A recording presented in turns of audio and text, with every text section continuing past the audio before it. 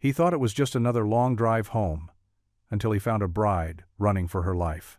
A single father, a little girl who dreams of a mother, and a runaway bride escaping a billionaire's iron grip. But saving her could cost him everything: his freedom, his daughter, even his good name. She carries secrets that could destroy a powerful man and create a family she never thought possible. When love collides with power, will this runaway bride finally find freedom, or will the billionaire crush them all? Before we get into the story, comment below where in the world you are watching from today. The autumn moon cast long shadows across the winding country road as Jack Turner guided his old pickup truck around another bend.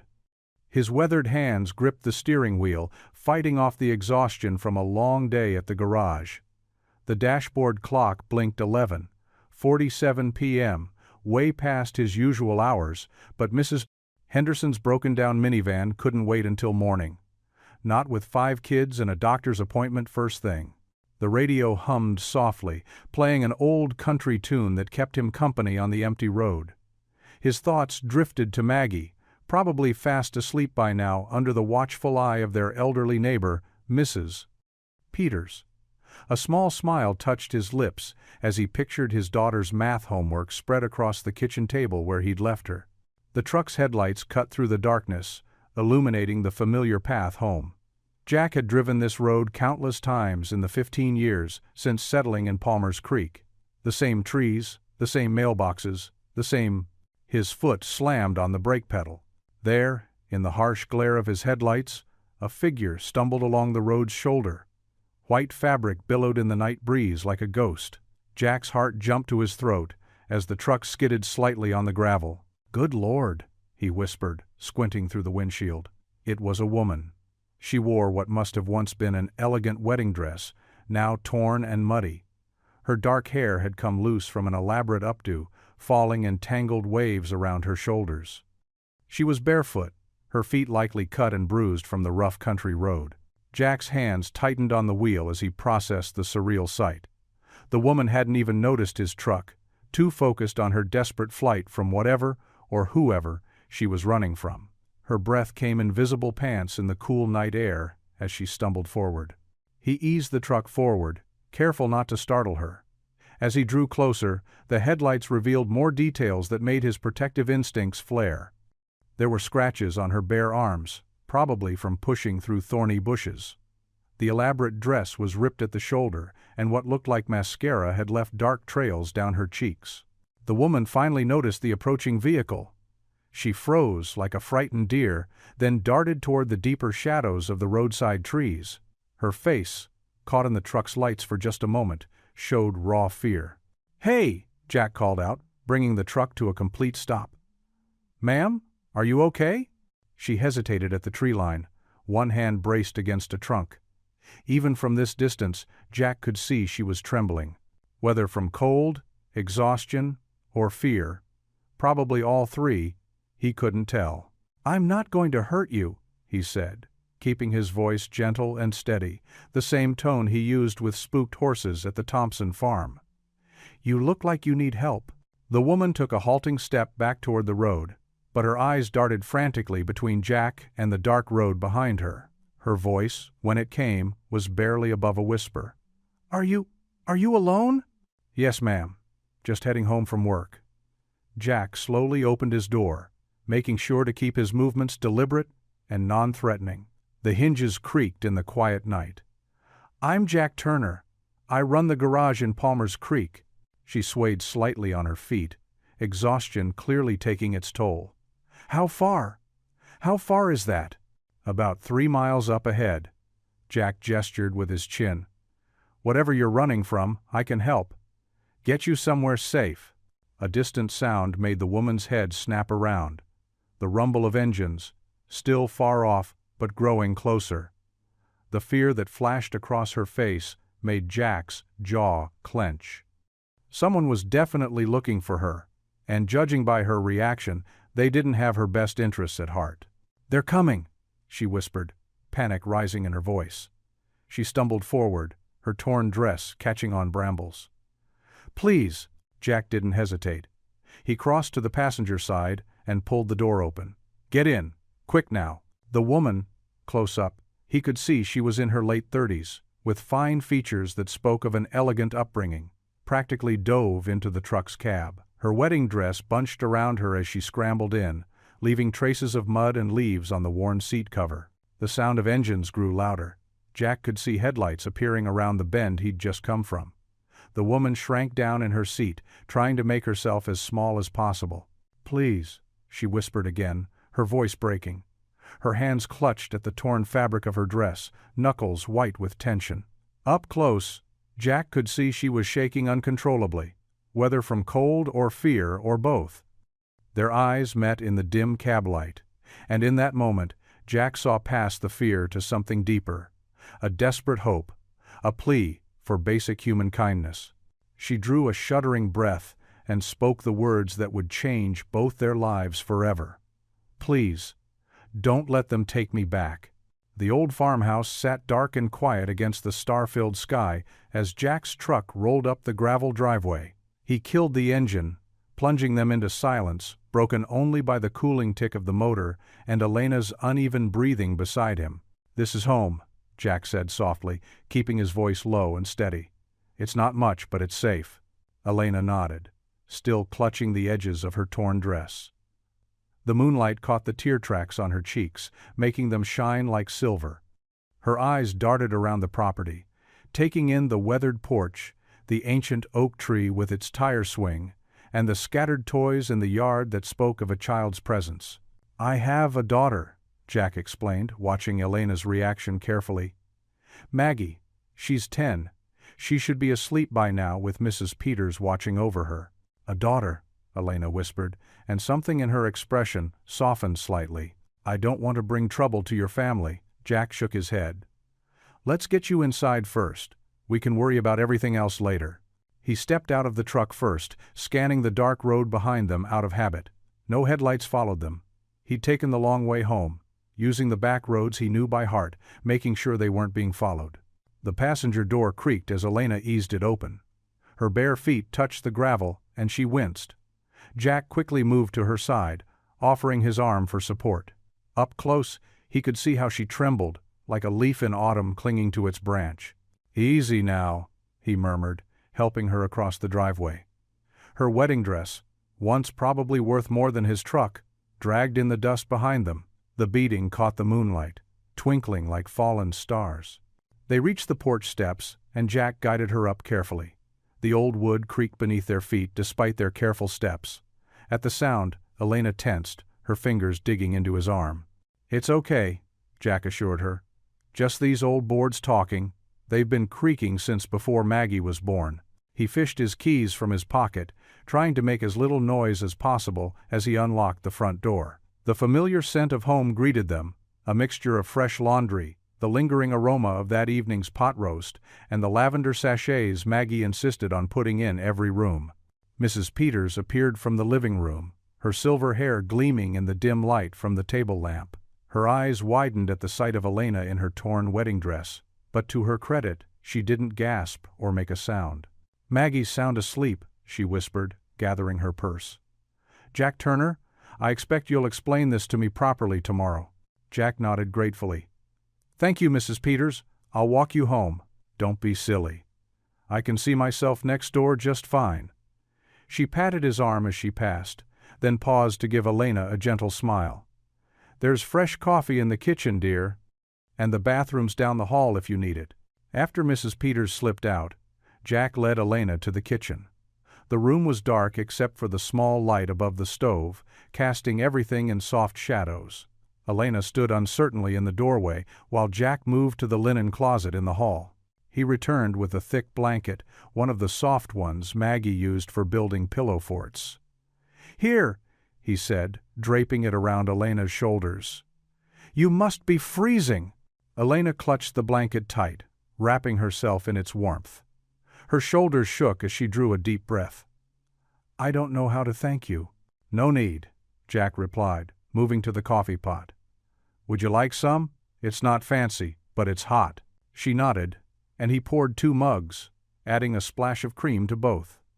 When he handed her the warm cup, Her hands shook so badly that some coffee sloshed over the rim. "Sorry," she whispered. But Jack just grabbed a dish towel and wiped up the spill. "Nothing to be sorry for. Here, sit down before you fall down." Elena sank into one of the kitchen chairs, the blanket and her ruined dress pooling around her. In the gentle kitchen light, Jack could see more clearly the fine features of her face, the elegant way she held herself even in distress. This was a woman used to crystal glasses and silver spoons, not chipped coffee mugs and wooden kitchen chairs. "My daughter," Elena started, then stopped, swallowing hard. "Will she be afraid, finding a stranger in her home?" Jack shook his head, leaning against the counter. "Maggie's got a big heart, too big sometimes. She'll probably be more excited than anything else." As if summoned by their quiet conversation, the sound of small feet padding down the hallway reached them. Jack straightened, setting his coffee mug down as Maggie appeared in the doorway, her brown hair tousled from sleep, her favorite unicorn pajamas slightly twisted. She rubbed her eyes with small fists, blinking in the dim light. Then she saw Elena sitting at the kitchen table, still wrapped in the blanket, the torn wedding dress visible underneath. Time seemed to freeze as Maggie stared at Elena. Then, in that space between sleeping and waking, where dreams still held more truth than reality, Maggie's face lit up with pure joy. "Mommy," she murmured, her voice thick with sleep. "You came back?" Elena's breath caught audibly. Jack felt his heart squeeze as he watched emotions flash across her face. Surprise, tenderness, and something that looked almost like longing. The coffee mug trembled in her hands. Sunlight filtered through thin curtains, casting a gentle glow across Elena's face. Her eyes fluttered open, taking in unfamiliar surroundings. A simple guest room with faded floral wallpaper and well-worn furniture. For a moment, panic gripped her chest until the events of last night came rushing back. The escape, the kind stranger, the little girl's sleepy voice. The aroma of pancakes and coffee drifted up from downstairs, accompanied by the soft clatter of kitchenware and quiet voices. Elena sat up slowly, her muscles aching from her midnight run. Someone had left clean clothes folded neatly on a chair, a simple blue cotton dress and a warm cardigan. Her torn wedding dress lay draped over another chair, a stark reminder of everything she'd left behind. After changing, Elena studied her reflection in an old mirror. The dress was a bit loose but comfortable, worlds away from the designer clothes that had filled her closet. She ran her fingers through her tangled hair, doing her best to smooth it down. Taking a deep breath, she made her way downstairs. The wooden steps creaked softly under her feet. "Good morning," Jack's warm voice greeted her from the kitchen. He stood at the stove, spatula in hand, wearing worn jeans and a plaid shirt with the sleeves rolled up. "Hope you managed to get some sleep." "I did, thank you," Elena replied softly. "And thank you for the clothes. They belong to my sister. She leaves things here sometimes when she visits." Jack flipped a pancake with practiced ease. "Please, have a seat." At the kitchen table, Maggie sat coloring in a book, her dark hair falling in messy waves around her face. She looked up at Elena with bright, curious eyes. "Hi," she chirped, then turned to her father. "Daddy, is she staying with us?" Jack set down his spatula and pulled out a chair for Elena.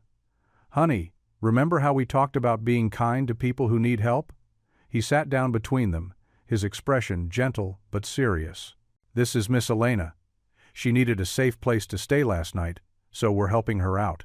Maggie nodded solemnly, then looked at Elena again. "Like when Tommy's family stayed with the Petersons after the storm broke their roof?" "That's right, sweetheart." Jack's eyes met Elena's, filled with understanding. "And about what you said last night. I know you were sleepy, but we should talk about that." Elena's heart ached as she watched Maggie's face fall slightly. Jack reached over and took his daughter's small hand. "Remember how we look at Mommy's pictures sometimes?" he continued softly. "And how I told you she went to heaven when you were very little?" Maggie nodded, her lower lip trembling slightly. "I know Mommy's an angel now, but sometimes." She glanced at Elena, then down at her coloring book. "Sometimes I forget what she looked like. And when I saw Miss Elena, she looked so pretty in her white dress, just like in the wedding picture on your dresser." Elena felt tears pricking at her eyes. She reached across the table, offering her hand to Maggie. After a moment's hesitation, the little girl took it. "I'm not here to replace your mommy, sweetheart," Elena said gently. "She'll always be your mother, and she'll always love you. But I'd like to be your friend, if that's okay." Maggie's face brightened. "Really? Can you help me with my hair? Daddy tries, but he's not very good at braids." Jack chuckled, running a hand through his own short hair. "She's right about that. I'm better with engine parts than hair ribbons." The tension in the room dissolved as they shared a laugh. Jack stood up to rescue the pancakes, piling them onto plates and setting them on the table. Elena watched as he moved around the kitchen with easy familiarity, getting syrup, butter, and fresh fruit from the fridge.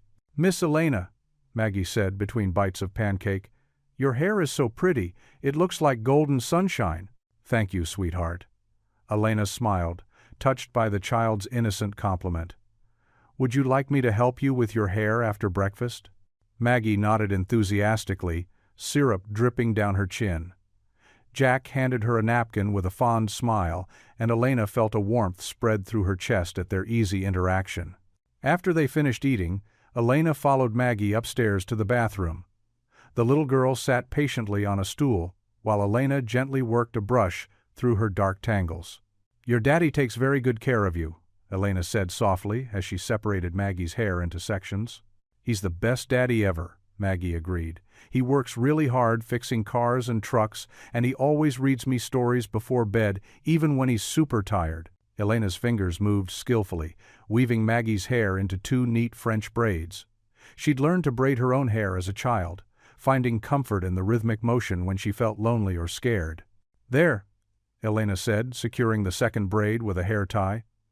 "All done." Maggie hopped up and examined herself in the mirror, touching the braids with wonder. Then she turned and threw her arms around Elena's waist in a tight hug. "You're the prettiest mommy I've ever seen," she whispered into the fabric of Elena's borrowed dress. Elena's heart squeezed in her chest, torn between joy at the child's innocent affection and worry about the complications her presence might bring to this peaceful household. She hugged Maggie back gently, meeting Jack's eyes as he appeared in the doorway. His expression was a mix of concern and something softer, something that made Elena's breath catch in her throat. Their quiet moment was interrupted by the sound of tires on gravel outside. Jack paced in his small kitchen, phone pressed to his ear as he kept glancing toward the stairs where Elena slept. The morning sun painted warm squares on the worn linoleum floor, and Maggie sat at the table, happily munching her pancakes while drawing with her crayons. "Pastor Henry? Sorry to call so early." Jack's voice was low and urgent. "I need your help with something delicate." "Jack Turner," the pastor's warm voice came through clearly. "You know my door is always open. What's troubling you?" Jack ran a hand through his hair, choosing his words carefully. "I've got someone who needs sanctuary. A woman who ran from a bad situation. She showed up last night in a wedding dress, of all things." He paused, watching Maggie add purple flowers to her drawing. "I couldn't just leave her out there." There was a thoughtful silence on the other end. "No, you certainly couldn't," Pastor Henry agreed. "The Good Samaritan didn't pass by either, did he? Thing is, Pastor, I think she's in real trouble.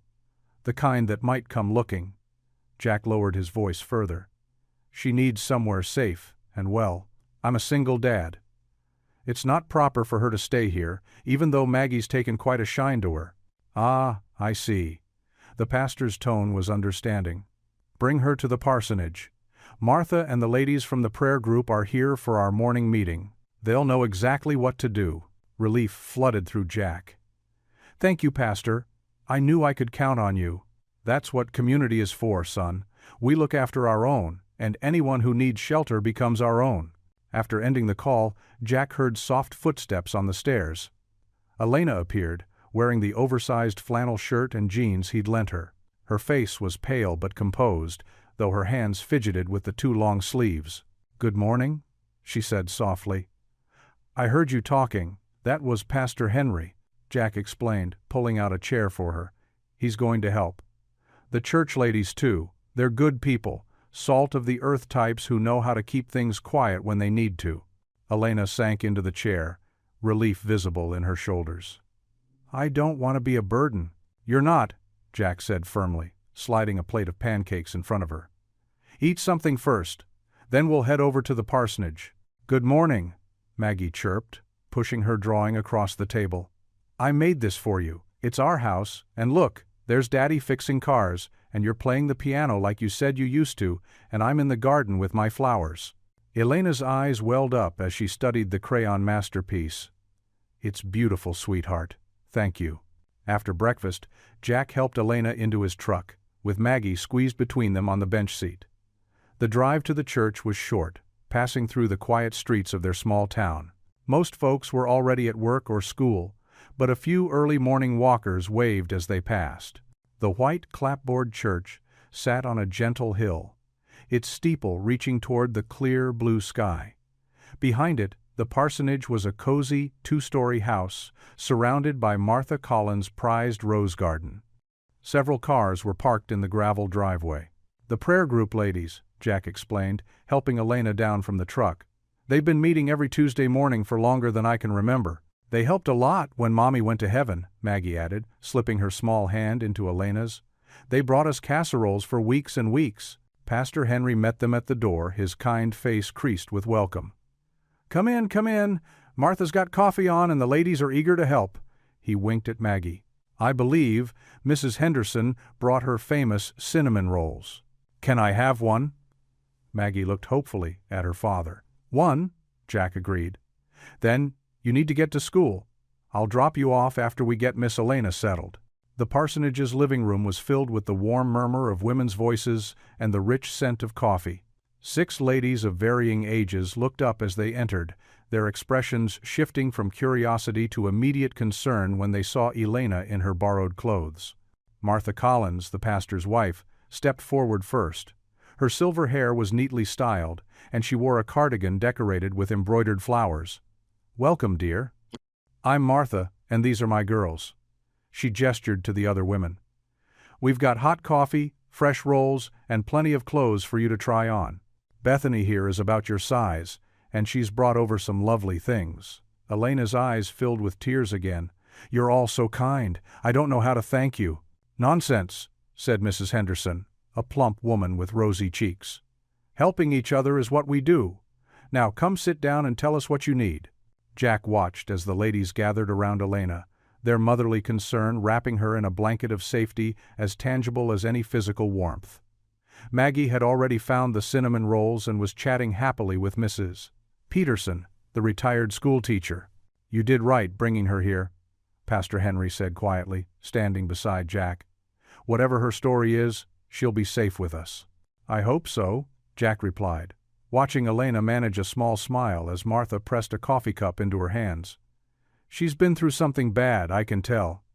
But there's strength in her too. The pastor nodded. The Lord brings people into our lives for a reason, Jack. Sometimes it's to help them. Sometimes it's because we need their help ourselves. He patted Jack's shoulder. Now, you get Maggie to school. We'll look after your guest. Before they left, Elena came to thank Jack again, now wearing a borrowed sweater that actually fit. The terror of last night had faded from her eyes, replaced by something softer. Hope, perhaps, or the beginning of trust. I don't know what I would have done if you hadn't stopped, she said softly. Anyone would have, Jack replied, though they both knew that wasn't true. My daddy's a hero, Maggie declared proudly, hugging Elena's waist. Will you be here when I get back from school? She'll be right here, Martha assured her, squeezing Elena's shoulder.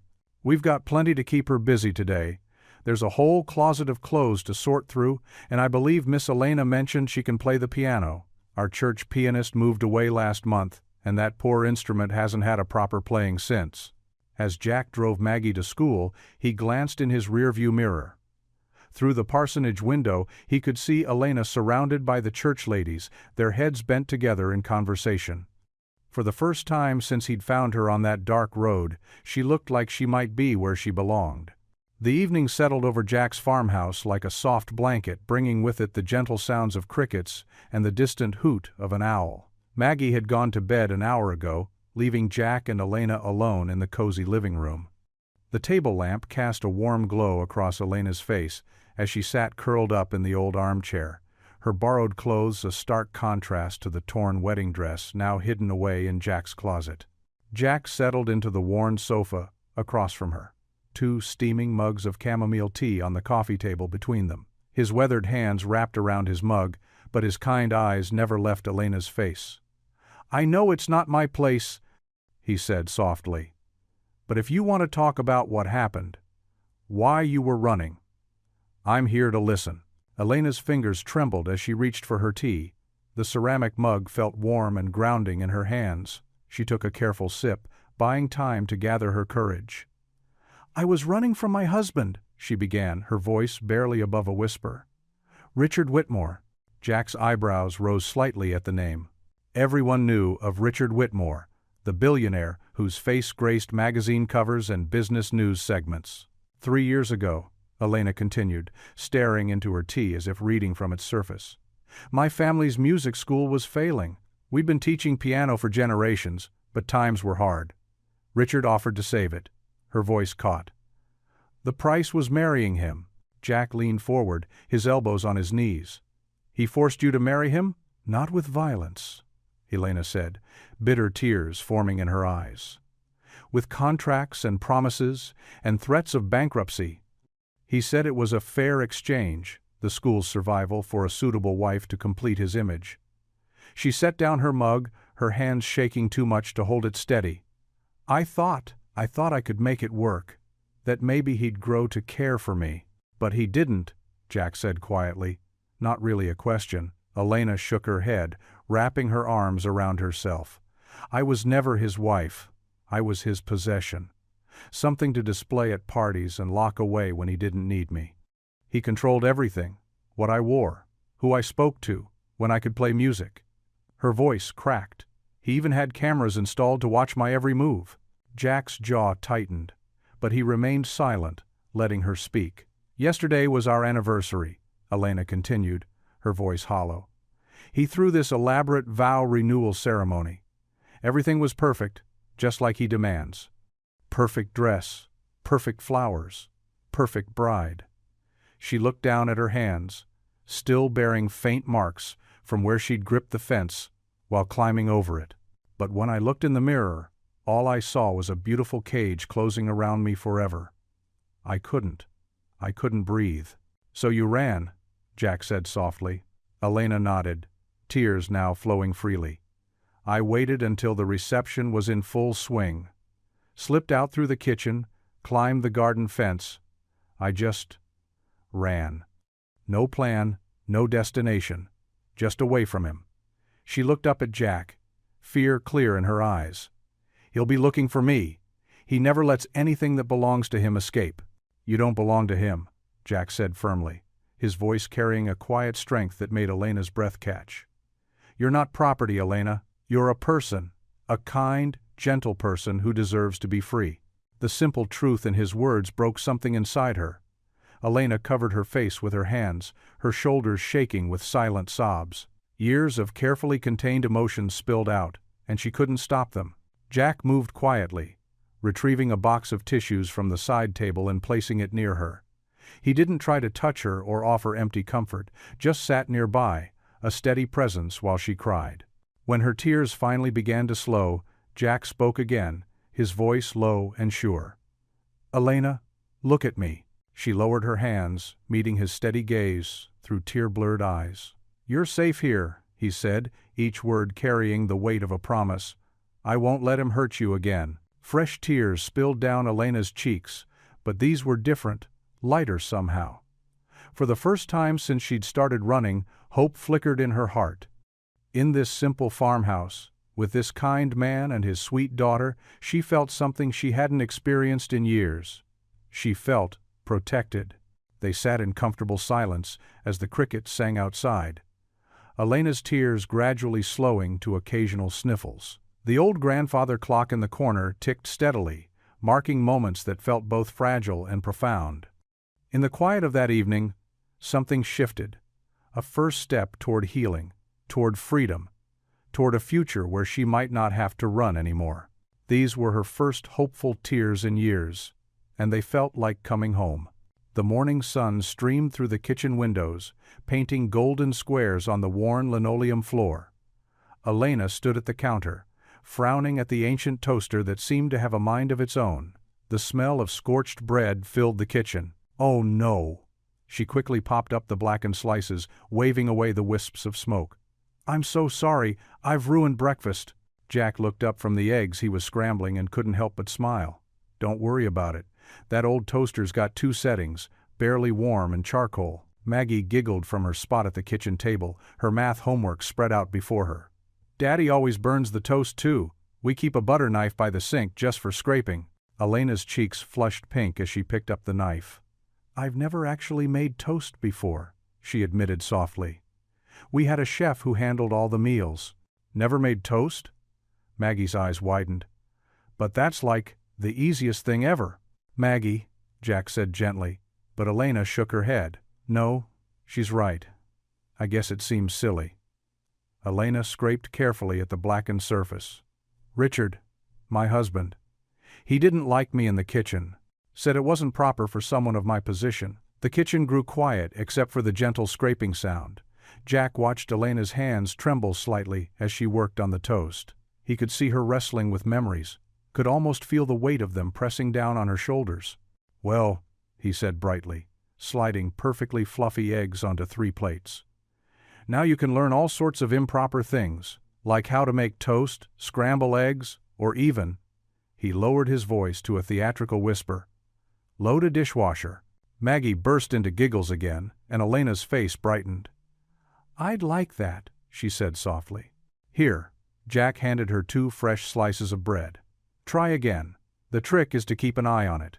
When it starts to smell good, that's usually the perfect moment." Elena carefully inserted the bread and watched it intently. This time, when she pulled it out, the slices were a perfect golden brown. "I did it!" she exclaimed, her face lighting up with genuine pride. "Toastmaster!" Maggie cheered, pushing aside her homework to make room for her plate. They settled around the small kitchen table, sunlight warming their shoulders. Elena marveled at how different this felt from the formal breakfast room at the mansion, with its long mahogany table and strict rules about proper etiquette. Here, Maggie swung her legs freely under her chair, and Jack reached across the table to steal a bite of her eggs, making her squeal with mock outrage. "So what do you usually do during the day?" Elena asked, spreading jam on her perfectly toasted bread. "Well, I've got the garage to run," Jack said. "And this one," he ruffled Maggie's hair, "has school. Though today's Saturday, so we usually do pancakes and cartoons." "Oh, I'm sorry about messing up the pancake tradition," Elena started, but Maggie cut her off. "This is better. We never have eggs on Saturday, and your toast is way better than Daddy's." "Traitor!" Jack laughed, reaching over to tickle Maggie's side. Her shriek of laughter filled the kitchen, and Elena found herself laughing too, really laughing, for what felt like the first time in years. The day passed in a gentle rhythm, so different from Elena's former life. She helped Maggie with her multiplication tables, discovered she was terrible at operation but surprisingly good at Jenga, and learned how to make grilled cheese sandwiches for lunch. Each simple activity felt like a small victory, a step away from the controlled perfection of her past. As evening approached, Maggie's eyes started to droop during their 3rd game of Go Fish. Jack glanced at the clock. "Bedtime, kiddo." "Can Elena tuck me in?" Maggie asked suddenly, her eyes bright despite her tiredness. "Please?" Elena's heart caught in her throat. She looked uncertainly at Jack, who nodded with a warm smile. "Of course, if Elena doesn't mind." "I'd love to," Elena said softly. She followed Maggie upstairs to her room, taking in the cheerful yellow walls decorated with butterfly stickers and crayon drawings. Maggie changed into her pajamas, mismatched pieces with unicorns and rainbows, and climbed into bed. "Will you tell me a story?" Maggie asked, as Elena pulled the covers up to her chin. "I don't know many stories," Elena admitted, "but I could tell you about the time I saw a real rainbow form right over a castle in Ireland." "A real castle?" Maggie's eyes widened. Elena settled on the edge of the bed and began to describe the ancient stone walls, the rolling green hills, and the perfect arch of colors that had appeared after a summer storm. She kept her voice soft and gentle, watching as Maggie's eyes grew heavier. From his spot in the doorway, Jack watched the scene unfold. The sight of Elena tenderly tucking the covers around Maggie, smoothing her daughter's hair back from her forehead, stirred something deep in his heart. In the soft glow of Maggie's nightlight, he could see the gentle way Elena bent to kiss Maggie's forehead, how natural and right it looked. "Good night, sweet girl," Elena whispered, rising carefully from the bed. "Night," Maggie mumbled, already half asleep. "Love you." Elena froze for a moment, her hand still resting on the coverlet. Then she quietly made her way to the door where Jack stood. In the hallway light, he could see tears shining in her eyes, but they weren't sad tears. There was a look of wonder on her face, as if she'd just discovered something precious and unexpected. Sarah Miller wiped down the counter of her diner for the 100th time that morning, her movements becoming more vigorous as she watched two men in expensive suits enter through the glass door. The bell chimed, but the usual cheerful sound felt oddly threatening today. The breakfast crowd fell quiet, their forks pausing mid-bite. The taller man pulled out a glossy photograph, holding it up as he approached the counter. "Excuse me, ma'am. We're looking for Mrs. Elena Whitmore. Have you seen this woman?" Sarah squinted at the photo, though she'd already spotted Elena at church just yesterday. The woman in the picture looked different. Perfectly styled hair, designer clothes, and a practiced smile that didn't reach her eyes. "Can't say that I have," she replied, continuing to wipe the already spotless counter. "Coffee?" "No, thank you." The shorter man pulled out a business card. "If you do see her, please contact us immediately. Mrs. Whitmore is in a delicate state of mind. Her husband is very concerned about her well-being." Several of the regulars exchanged knowing looks. Bob Jenkins, who'd been coming to the diner for 30 years, deliberately slurped his coffee louder than necessary. The men moved from table to table, showing the photograph. Each time they were met with blank stares or polite headshakes. Even old Mrs. Henderson, who knew everything about everyone in town, suddenly developed a convenient hearing problem. "Sorry, dear," she called out too loudly, cupping her ear. "My hearing ain't what it used to be. You're looking for Mrs. what, Moore?" Outside on Main Street, the men's expensive shoes clicked against the sidewalk as they approached Pete's hardware store. Pete was arranging garden tools in the window display when they entered. "Morning, gentlemen," he greeted them without turning around. "Looking for something specific?" They showed him Elena's photo. Pete studied it with exaggerated care, then shook his head. "Nope, haven't seen her. But if you need any power tools or garden supplies, I'm running a special this week." The men's frustration grew visible as they made their way through town. At the post office, Martha Thompson suddenly became very busy sorting mail. At the grocery store, Tom Wilson couldn't stop talking about the weather and his prize-winning tomatoes. Even teenagers at the ice cream parlor shrugged and turned away, suddenly fascinated by their melting sundaes. The suits eventually made their way to Pastor Henry's church. They found him tending the flower beds outside, his hands deep in the soil. "Pastor," the taller man said, his tone clipped with growing impatience, "we understand you help people in need. Perhaps you've assisted a woman named Elena Whitmore?" Pastor Henry stood slowly, brushing dirt from his knees. "I help many people in need," he said carefully. "That's what churches do, but I'm afraid I can't discuss anyone specifically who might have sought sanctuary here. Pastoral confidentiality, you understand." "Mr. Whitmore is very generous with charitable donations," the shorter man suggested smoothly. The pastor's kind face hardened slightly. "The Lord provides what we need," he replied firmly.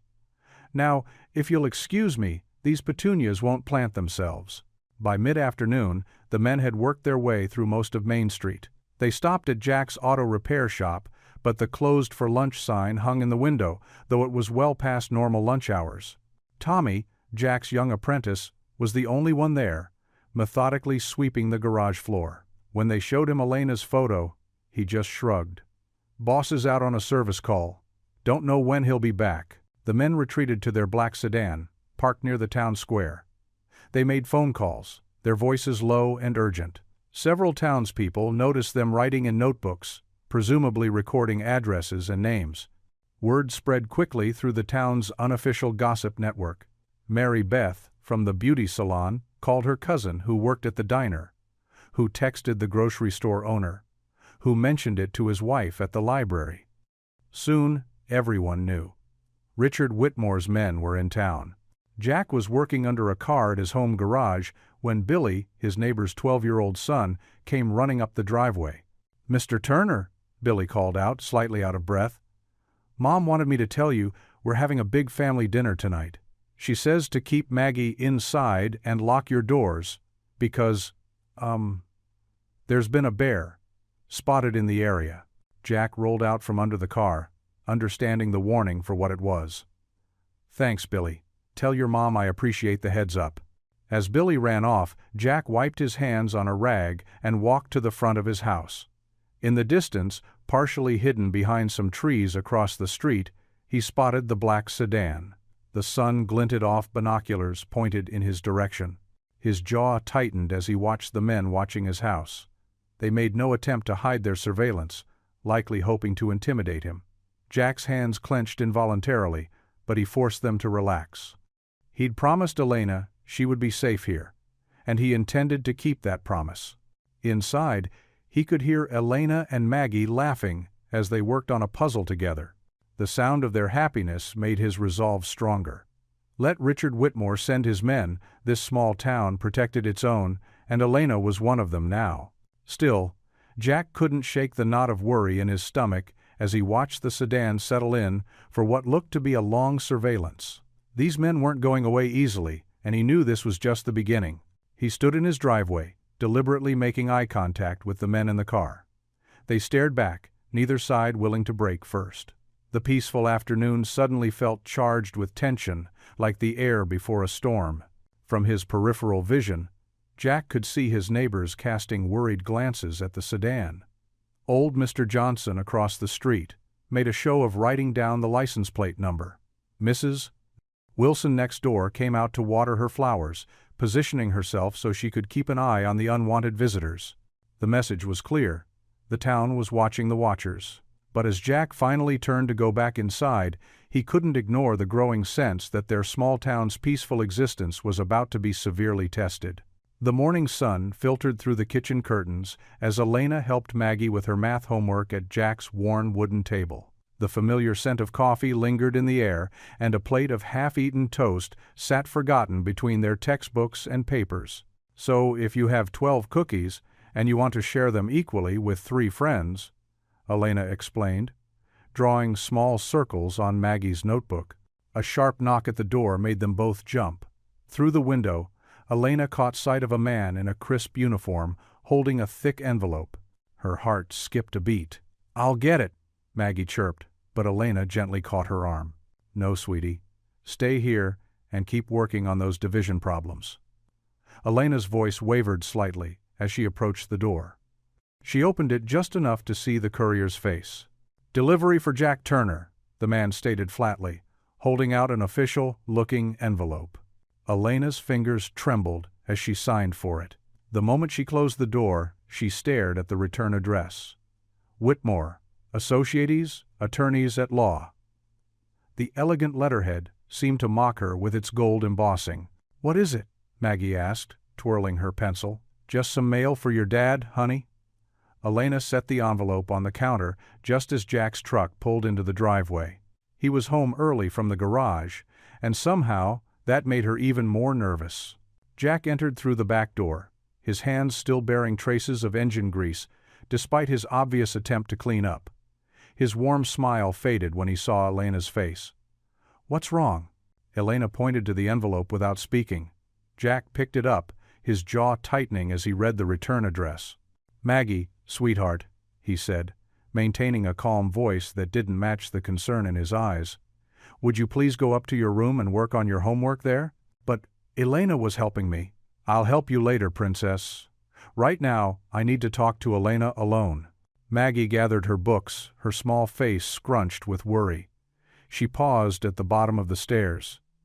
"Is everything okay, Daddy?" "Everything's fine, sweetheart. Just grown-up stuff." Jack waited until Maggie's footsteps retreated upstairs before tearing open the envelope. Elena watched as Jack's face grew darker with each line he read. His hands began to shake, and he had to set the papers down on the counter to steady himself. "He's suing me," Jack said, his voice hoarse. "For kidnapping." Elena felt the room spin. She gripped the edge of the counter. "No, no, no. There's more." Jack shuffled through the papers. "He's filed a motion to investigate my fitness as a parent. He's trying to get custody of Maggie taken away from me." Elena's legs gave out, and she sank into a kitchen chair. "This is all my fault," she whispered. "I never should have stayed. I've put you and Maggie in danger." Jack knelt beside her chair, taking her trembling hands in his. "Listen to me, Elena. None of this is your fault. Richard is doing this because he's a bully who can't stand losing control. But Maggie is my daughter, and no one is taking her from me." Jack's voice was steel wrapped in velvet. "Richard might have money and powerful lawyers, but we have the truth on our side. And this town, these people who've been protecting you, they're our family now. They'll stand with us." Upstairs, they heard Maggie's bedroom door open. "Daddy, can I come down yet?" Jack quickly gathered the papers and shoved them into a drawer. "Just a minute, Princess." He turned to Elena, his voice low and urgent. "We'll figure this out, I promise." Elena nodded, wiping her eyes and trying to compose herself as Maggie's footsteps approached the stairs. Maggie appeared in the doorway, clutching her math book. "Did I do something wrong?" "No, baby," Jack said, opening his arms. Maggie ran into them, and he lifted her up like she was still 5 years old instead of 10. "You didn't do anything wrong." "Then, why do you look sad?" Maggie's small fingers traced the worry lines on her father's forehead. Jack held her tighter, breathing in the familiar scent of her strawberry shampoo. "Sometimes grown-ups have to deal with hard things, but that's not for you to worry about." "Is it about the men in the suits? The ones who were watching our house?" Maggie's voice was small but steady. Elena and Jack exchanged alarmed looks. They hadn't realized Maggie had noticed the surveillance. "Some people might try to cause trouble," Jack said carefully, "but I want you to remember something very important." He pulled back just enough to look into his daughter's eyes. "They won't take you away from me." Maggie's arms tightened around her father's neck. "Promise?" "I promise, Princess." Jack's voice cracked slightly as he held his daughter close, whispering against her hair. "They won't take you away from me." Elena watched them, her heart breaking and strengthening at the same time. In that moment she knew she couldn't run again, not just for her own sake but for this precious family that had opened their hearts to her. Whatever Richard threw at them, they would face it together. The letter lay in the drawer like a ticking bomb, but in the kitchen of that modest farmhouse, a father held his daughter while a runaway bride silently vowed to protect them both, no matter the cost. The battle lines were drawn, and the real fight was about to begin. Pastor Henry's study felt warm and safe, with its oak bookshelves and worn leather chairs.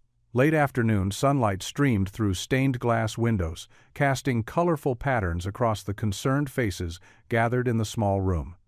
Jack sat with his elbows on his knees, his work-worn hands clasped together as he faced the small group of trusted neighbors. "They're trying to take Maggie."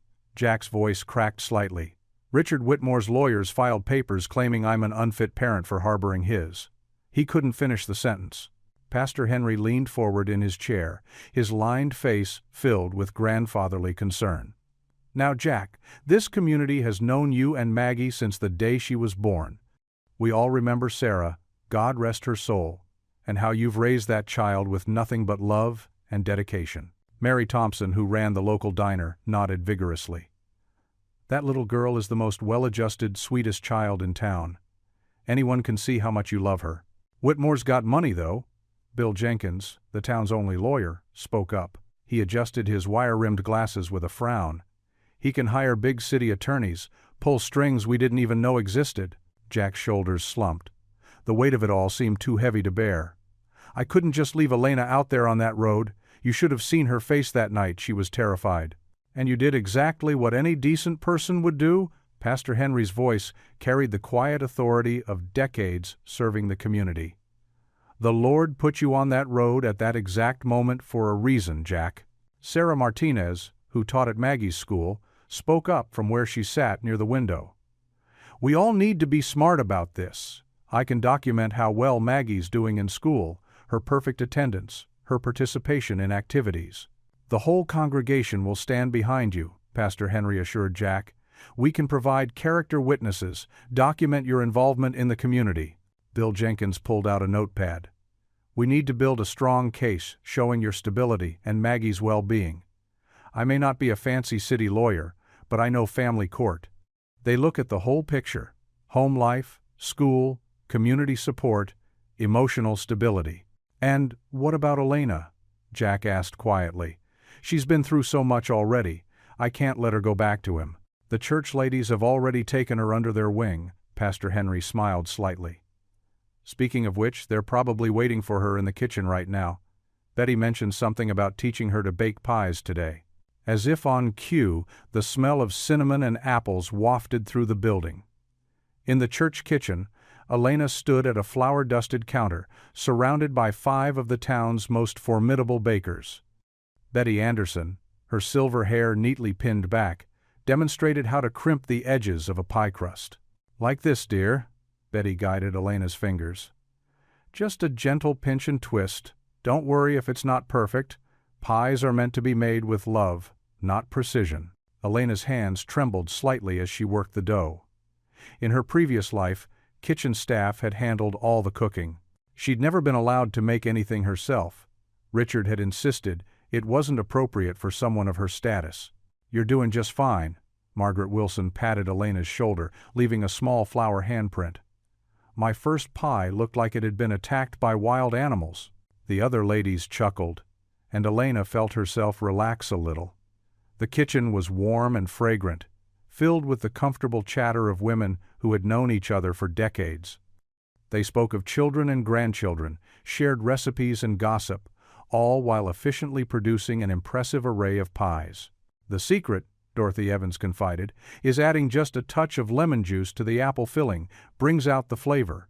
Elena carefully added the suggested ingredient, amazed at how natural it felt to be here among these women. They didn't care about her designer clothes, now replaced by borrowed sundresses, or her society connections. They simply accepted her, taught her, included her in their conversations, as if she'd always been part of their circle. "Here, try this." Ruth Cooper offered Elena a small taste of filling from a spoon. "What do you think? Needs more cinnamon?" Elena savored the warm, sweet mixture. "It's perfect," she said softly. "I've never tasted anything better." "Well, of course not," Betty said matter-of-factly. "Love is the ingredient you can't buy, dear. And we've got plenty of that to spare around here." The simple truth of those words brought unexpected tears to Elena's eyes. In all her years of elaborate dinner parties and catered events, she'd never experienced this kind of warmth. The ladies tactfully pretended not to notice as she wiped her eyes with her apron. "Now then," Margaret announced, opening the oven, "let's get these beauties baking. The menfolk will be done with their meeting soon, and there's nothing better for serious discussions than fresh pie." As Elena slid her first homemade pie into the oven, she felt something settle in her heart. These women, with their gentle wisdom and practical love, were showing her what true friendship looked like. Their strength wasn't in wealth or social position, but in the bonds they shared and the way they cared for each other. "You're one of us now," Betty said quietly, giving Elena's hand a squeeze. "And we take care of our own." The other ladies murmured their agreement, moving around the kitchen in a well-choreographed dance of baking and tidying. Elena stood in their midst, covered in flour and feeling, for the first time in years, like she was exactly where she belonged. Through the kitchen window, she could see Jack and Pastor Henry emerging from the study, their faces serious but determined. Whatever challenges lay ahead, Elena knew she wasn't facing them alone anymore. She had found something she never had in her privileged past, a real community, ready to stand beside her and Jack, bound together by love, faith, and fresh-baked pie. The afternoon sun filtered through the kitchen windows of Jack's modest farmhouse, casting a warm glow over the wooden table where Maggie and Elena sat surrounded by construction paper, scissors, and glue sticks. Colorful scraps littered the table as Maggie worked intently on her school project, her tongue poking out slightly in concentration. Ms. Johnson said we have to make a family tree, Maggie explained, carefully cutting around a photo of Jack working on a car. But I want to make something different, something special. Elena watched the little girl with gentle eyes, touched by how naturally Maggie included her in these everyday moments. What kind of special project did you have in mind, sweetie? A family collage? Maggie's eyes sparkled with excitement. See? I already have pictures of Daddy and me from last summer's picnic. She pointed to several snapshots spread across the table. But we need pictures of you, too. Elena's breath caught in her throat. She glanced down at her borrowed clothes, simple jeans, and a faded blue sweater that one of the church ladies had given her. Such a different world from the designer outfits that had filled her closet in Richard's mansion. Here, she felt real, authentic. Oh, Maggie, I don't know if that's... Elena started, but Maggie was already bouncing in her chair. Please? Pretty please? Maggie held up her mother's old Polaroid camera. Daddy fixed it for me last Christmas. It makes pictures right away. How could anyone resist those hopeful brown eyes? Elena smoothed her hair self-consciously but nodded. Okay, but just one or two. Maggie's face lit up as she directed Elena to stand by the kitchen window. Right there. The light's pretty there. She held up the camera with determined focus, just like her father would when fixing an engine. Click. Whir. The Polaroid spat out a small square of possibility. They waited together, watching the image slowly appear like magic. Elena stood with surprised delight as she saw herself emerging on the paper, not the carefully posed society wife she'd been forced to be, but a natural, smiling woman with slightly messy hair and genuine joy in her eyes. You look beautiful, Maggie declared, carefully setting the photo aside to dry.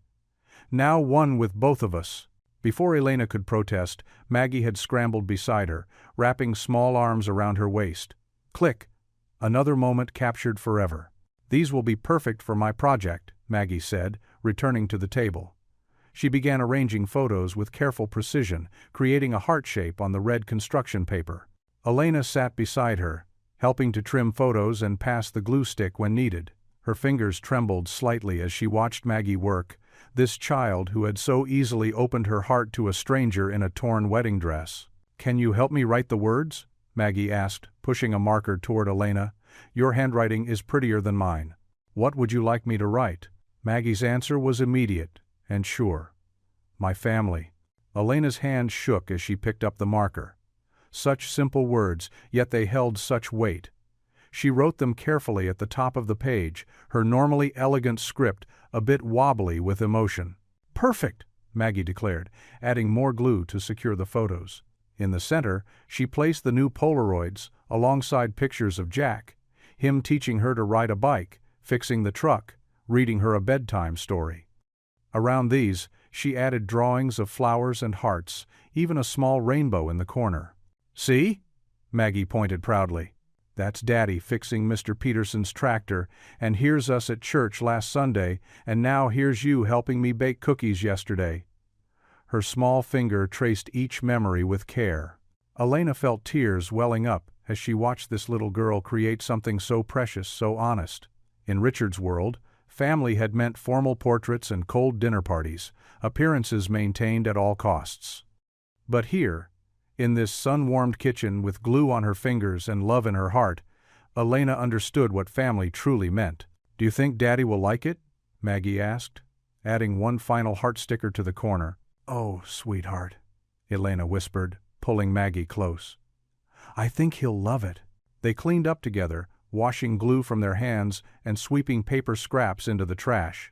Maggie insisted on leaving the project on the kitchen table, where Jack would be sure to see it when he came in from the garage.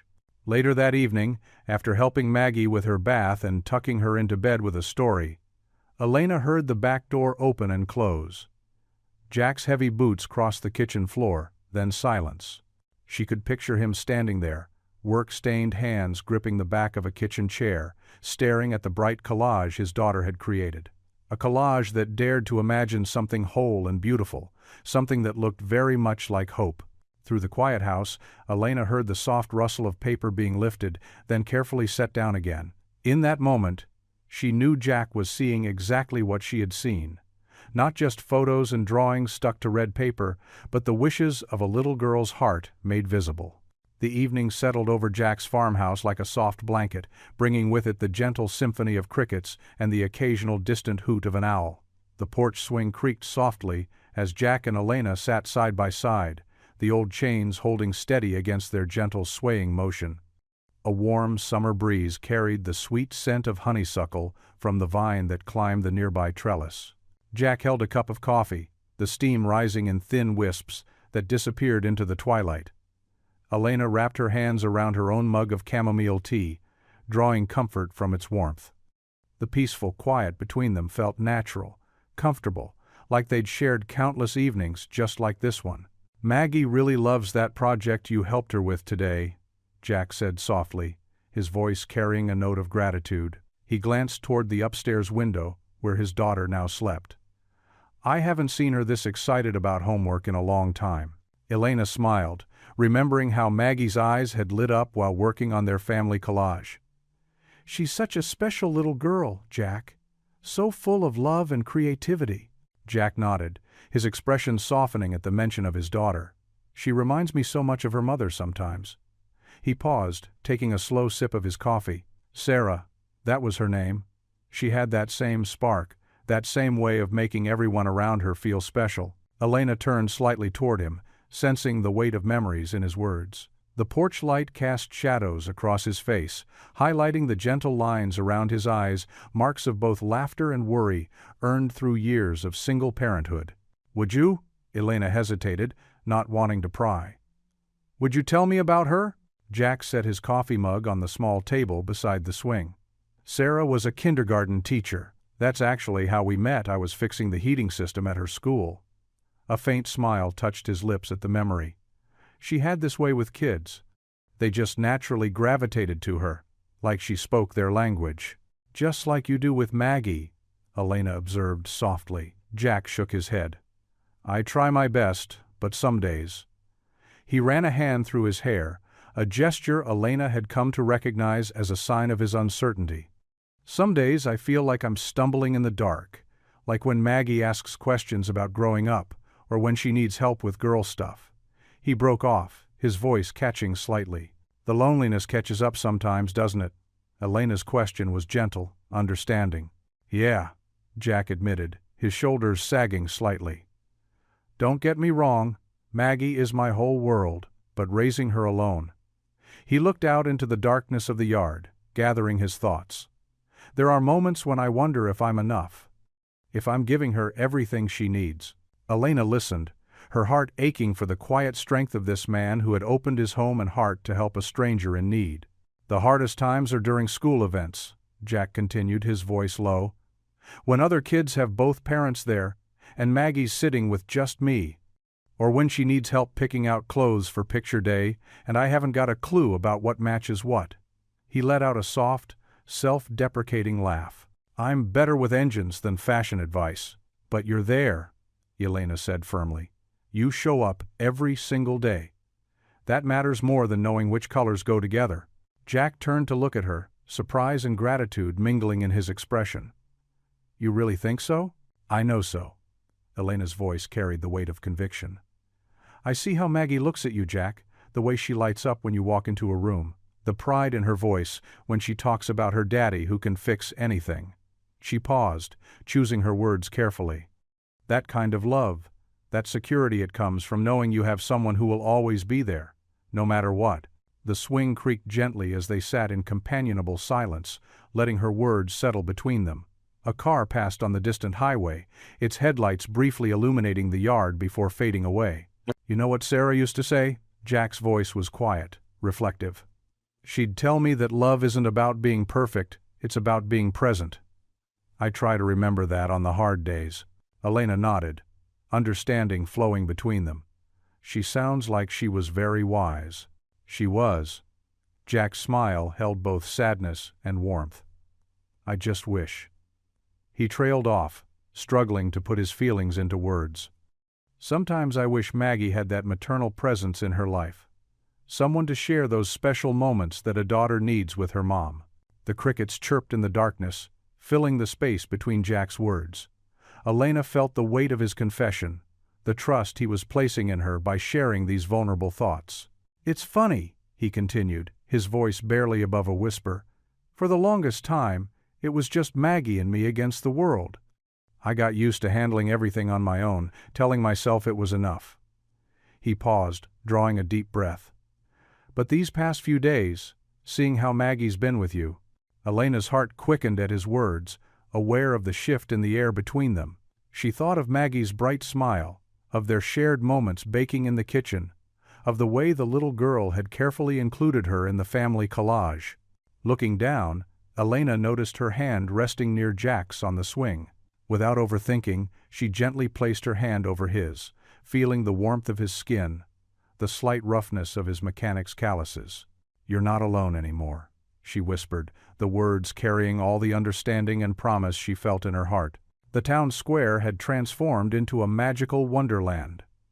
Hundreds of paper lanterns swayed in the gentle evening breeze, casting a warm, golden glow over the festivities. Red, yellow, and white lights were strung between the old oak trees, creating a canopy of twinkling stars above the celebration. Children darted between game booths, their laughter mixing with the twangy sound of local musicians tuning their instruments on the makeshift stage. The scent of grilled corn, cotton candy, and fresh-baked pies filled the air. Elena stood at the edge of the crowd, taking in the scene with wonder. She wore a simple blue sundress, borrowed from one of the church ladies, her dark hair falling in soft waves around her shoulders. Everything about the festival felt so different from the formal charity galas she'd been forced to attend in her previous life. "Elena! Elena!" Maggie came running through the crowd, her pigtails bouncing. "They're starting the pie eating contest. Come on, you promised." Jack followed behind his daughter, an amused smile playing on his lips. "You don't have to do this, you know. Maggie gets pretty competitive." "Oh no, I'm doing this." Elena laughed, letting Maggie pull her toward the long tables set up near the gazebo. "I've never eaten pie without a fork before. It's about time I lived a little." The crowd gathered around as contestants took their places. Elena sat next to Maggie, both of them tying white bibs around their necks. 6 blueberry pies waited before them, their crust perfectly golden. "Ready, set, go!" Pastor Henry's voice boomed across the square. Elena plunged face first into the pie, drawing surprised cheers from the onlookers.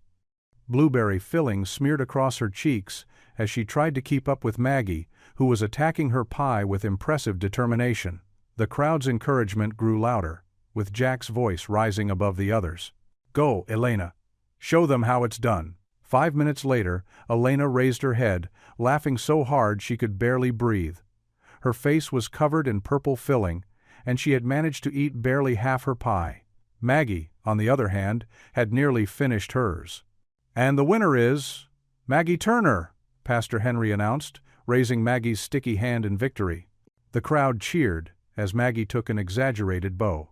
Elena grabbed a napkin, trying to clean her face, but Jack stopped her. "Wait," he said, pulling out his phone. "This is definitely a moment we need to remember." He snapped a photo of Elena and Maggie, their faces purple, stained and beaming with joy. As the evening progressed, the festival grew more magical. The setting sun painted the sky in deep purples and oranges, making the lanterns glow even brighter. Maggie dragged them from booth to booth, winning a stuffed bear at the ring toss and getting her face painted with butterflies. The local band started playing slower songs, and couples began gathering in front of the gazebo to dance. Elena watched them, swaying slightly to the gentle melody. "Would you like to dance?" Jack's voice was soft beside her. He held out his hand, his eyes reflecting the warm glow of the lanterns. Elena's heart skipped a beat. She placed her hand in his, letting him lead her to the makeshift dance floor. His other hand settled respectfully at her waist, and they began to move to the music. "I have to warn you," Jack said with a small smile. "I'm not much of a dancer." "You're doing just fine," Elena assured him, relaxing into his gentle lead. The lanterns swayed above them, creating patterns of light and shadow that seemed to dance along with the couples. They moved slowly, their bodies finding a natural rhythm together. Elena could feel the strength in Jack's arms, the same strength that had protected her since that first night when she'd run into his truck. But there was tenderness too, in the way he held her, in how his thumb unconsciously traced small circles on her back. Maggie appeared beside them, hugging Elena's waist as they danced. Elena shifted to include her, and soon they were swaying together, the three of them in their own little world beneath the lanterns. Then Maggie looked up at Elena, her eyes bright with hope and trust. She tugged gently on Elena's dress to pull her down closer, and whispered the words that made Elena's heart both soar and ache. "I wish you could be my mommy forever." The music continued to play. The lanterns continued to sway. But for Elena, time seemed to stand still. She held Maggie closer, feeling Jack's arms around them both, creating a circle of safety and love she'd never known before. In that moment, under the golden glow of 100 lanterns, Elena realized she wished for the same thing. The summer festival's joy shattered like delicate glass. Elena watched as Jack twirled Maggie under the lantern lights, her yellow sundress spinning like a daisy in the wind. The moment felt perfect, too perfect. That's when she spotted them. Two men in dark suits pushed through the cheerful crowd, their presence as jarring as storm clouds on a sunny day. Behind them walked 3 police officers, their badges catching the festival lights. Elena's heart stopped. She knew those suits, knew what they meant. Richard had found them. "Jack Turner?" one of the suits called out, his voice cutting through the festive music. Jack set Maggie down gently, instinctively moving to stand between the men and his daughter. "Yes?" His voice was steady, but Elena saw his shoulders tense. "You're being served." The taller suit thrust a thick envelope at Jack's chest. "For kidnapping, harboring a fugitive, and endangering the welfare of a minor." The festival sounds dimmed as people began to notice the confrontation. Parents pulled their children closer. The band stopped playing mid-song. "This is ridiculous," Jack said, not taking the envelope. "I haven't kidnapped anyone." Pastor Henry emerged from the crowd, moving to stand beside Jack. "Now see here, gentlemen." "Step back, sir," one of the officers warned. "This doesn't concern you." Elena's legs moved before her mind could catch up. "Stop this!" she cried out. "He didn't kidnap me. I came here on my own." The second suit turned to her with a cold smile. "Mrs. Whitmore, your husband is very concerned about your well-being. He believes you're suffering from emotional distress, making you unable to make rational decisions." "That's not true," Elena's voice cracked. "Richard is lying. He's the one who—" "Ma'am," one of the officers cut in. "Please step back. We have a warrant for Mr. Turner's arrest." Maggie clutched her father's leg. "Daddy? What's happening?" Jack knelt down to her level, his face calm despite the fear Elena saw in his eyes. "It's okay, sweetheart. Just a misunderstanding." He looked up at Pastor Henry. "Could you take Maggie for a minute?" The pastor nodded, reaching for the little girl's hand. "Come on, Maggie, let's go get some cotton candy." "No." Maggie wrapped her arms around Jack's neck. "I want to stay with you." The festival crowd had formed a circle around them now. Elena recognized faces from the church, from the diner, from all the places that had shown her kindness. Mrs. Peterson from the bakery pushed forward. "This isn't right. Jack Turner is the most honest man in this town." The officers moved in closer. "Mr. Turner, please put your hands behind your back." "Let me at least call my sister," Jack said quietly. "She needs to come get Maggie." "You can make your call at the station," the first suit replied. "Right now you're under arrest." Elena watched in helpless horror as one of the officers pulled out his handcuffs. The metal clicked harsh and final in the festival air. "Daddy!" Maggie screamed, trying to break free from Pastor Henry's gentle hold. "Let go of my daddy!" Jack kept his voice steady as the cuffs went on. "It's okay, baby. Pastor Henry will take care of you until Aunt Sarah gets here. Elena will—" "Mrs. Whitmore will be returning to the city," the second suit interrupted. "Mr. Whitmore has arranged appropriate transportation." Elena's world spun. This couldn't be happening. Not here, not now, when they'd finally found happiness. "No," she whispered. "Please, no." The officers began leading Jack away. His head was held high, but Elena saw the pain in his eyes as Maggie's screams grew more desperate. "Daddy, Daddy!" Maggie fought against Pastor Henry's hold, her face red with tears. "Don't take my daddy, please." The festival lights blurred through Elena's tears. She watched Jack being guided toward a waiting police car, its red and blue lights casting harsh shadows across the faces of shocked townspeople. The perfect evening lay in ruins around them, shattered like the dreams they'd dared to build. Mrs. Peterson wrapped her arms around Elena as she swayed on her feet. "We'll fix this," the older woman whispered fiercely. "We'll all testify for Jack. Richard Whitmore can't buy the truth." But Elena barely heard her. All she could focus on was Maggie's heartbroken sobs and Jack's retreating figure. The handcuffs gleamed under the festival lights, a cruel mockery of the joy they'd shared just moments ago. The police car's door opened with a heavy thud. Jack turned for one last look at his daughter, his face a mask of controlled anguish. "I love you, Maggie," he called out. "Be brave for me." Maggie's answer came through gasping sobs. "Don't go, Daddy. Please don't go." The car door slammed shut. Elena felt hands on her arms.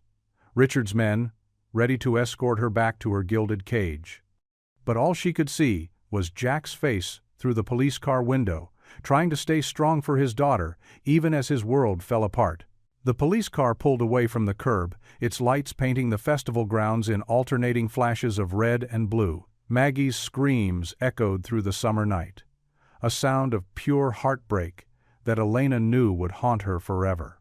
"No," Elena whispered, watching the taillights disappear into the darkness. "Dear God, no." The festival lanterns still swayed gently overhead, their warm light now seeming more like a cruel joke than the magical glow they'd been just minutes before. The music had stopped completely, leaving only the sound of Maggie's grief and the shocked murmurs of the townspeople who had witnessed their family being torn apart. Pastor Henry held Maggie close as she collapsed against him, her small body shaking with sobs. "Daddy," she whimpered. "I want my daddy." Elena tried to go to her, but Richard's men tightened their grip. "Time to go, Mrs. Whitmore," one said firmly. The last thing Elena saw as they led her away was Maggie's tear-stained face, the little girl reaching out for her even as she clung to Pastor Henry.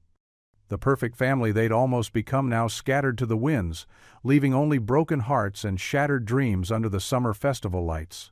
The cell was barely wider than Jack's outstretched arms. Cold concrete surrounded him on three sides, with steel bars completing the cage. The thin mattress on the metal cot crackled as he shifted his weight, dropping to his knees beside it. "Lord," he whispered, his calloused hands clasped tight. "I don't ask for much, but please, protect my little girl. And, Elena," his voice cracked on her name, "keep her safe from him." The holding cell was quiet except for the hum of fluorescent lights and the distant sound of a radio playing country music at the deputy's desk. Jack had never felt so helpless, not even when his wife passed. At least then, he'd been able to hold Maggie, to comfort her through their shared grief. Now, he couldn't even call to check on her. Heavy footsteps echoed down the corridor. Sheriff Tom Daniels appeared, his weathered face creased with concern. He pulled up a metal folding chair and sat outside Jack's cell, his keys jangling at his belt. "Pastor Henry's got Maggie," the sheriff said softly. "She's safe, Jack. The whole congregation's taking turns watching over her." Jack's shoulders sagged with relief. "Thank you, Tom. Listen." Sheriff Daniels leaned forward, resting his elbows on his knees. "I've known you since high school. You're no kidnapper. This whole town knows what kind of man you are." "Richard Whitmore doesn't care about that," Jack said, his voice bitter. "He's got enough money to make the truth disappear." "Maybe in the city," the sheriff replied. "But out here, we take care of our own. Half the town's already called in, offering to be character witnesses. Mrs. Peterson's organizing a prayer vigil. The hardware stores started a legal defense fund." Jack's throat tightened. He'd lived in this town his whole life, fixed their cars, helped with harvests, attended their children's birthday parties, but this outpouring of support still humbled him. "What about Elena?" he asked, dreading the answer. The sheriff's face darkened. "They took her. Richard Whitmore himself showed up with a court order, had 2 private security teams with him, plus city police backup." He shook his head. "I'm sorry, Jack. There wasn't anything we could do legally. Jack closed his eyes, remembering Elena's face at the festival just hours ago.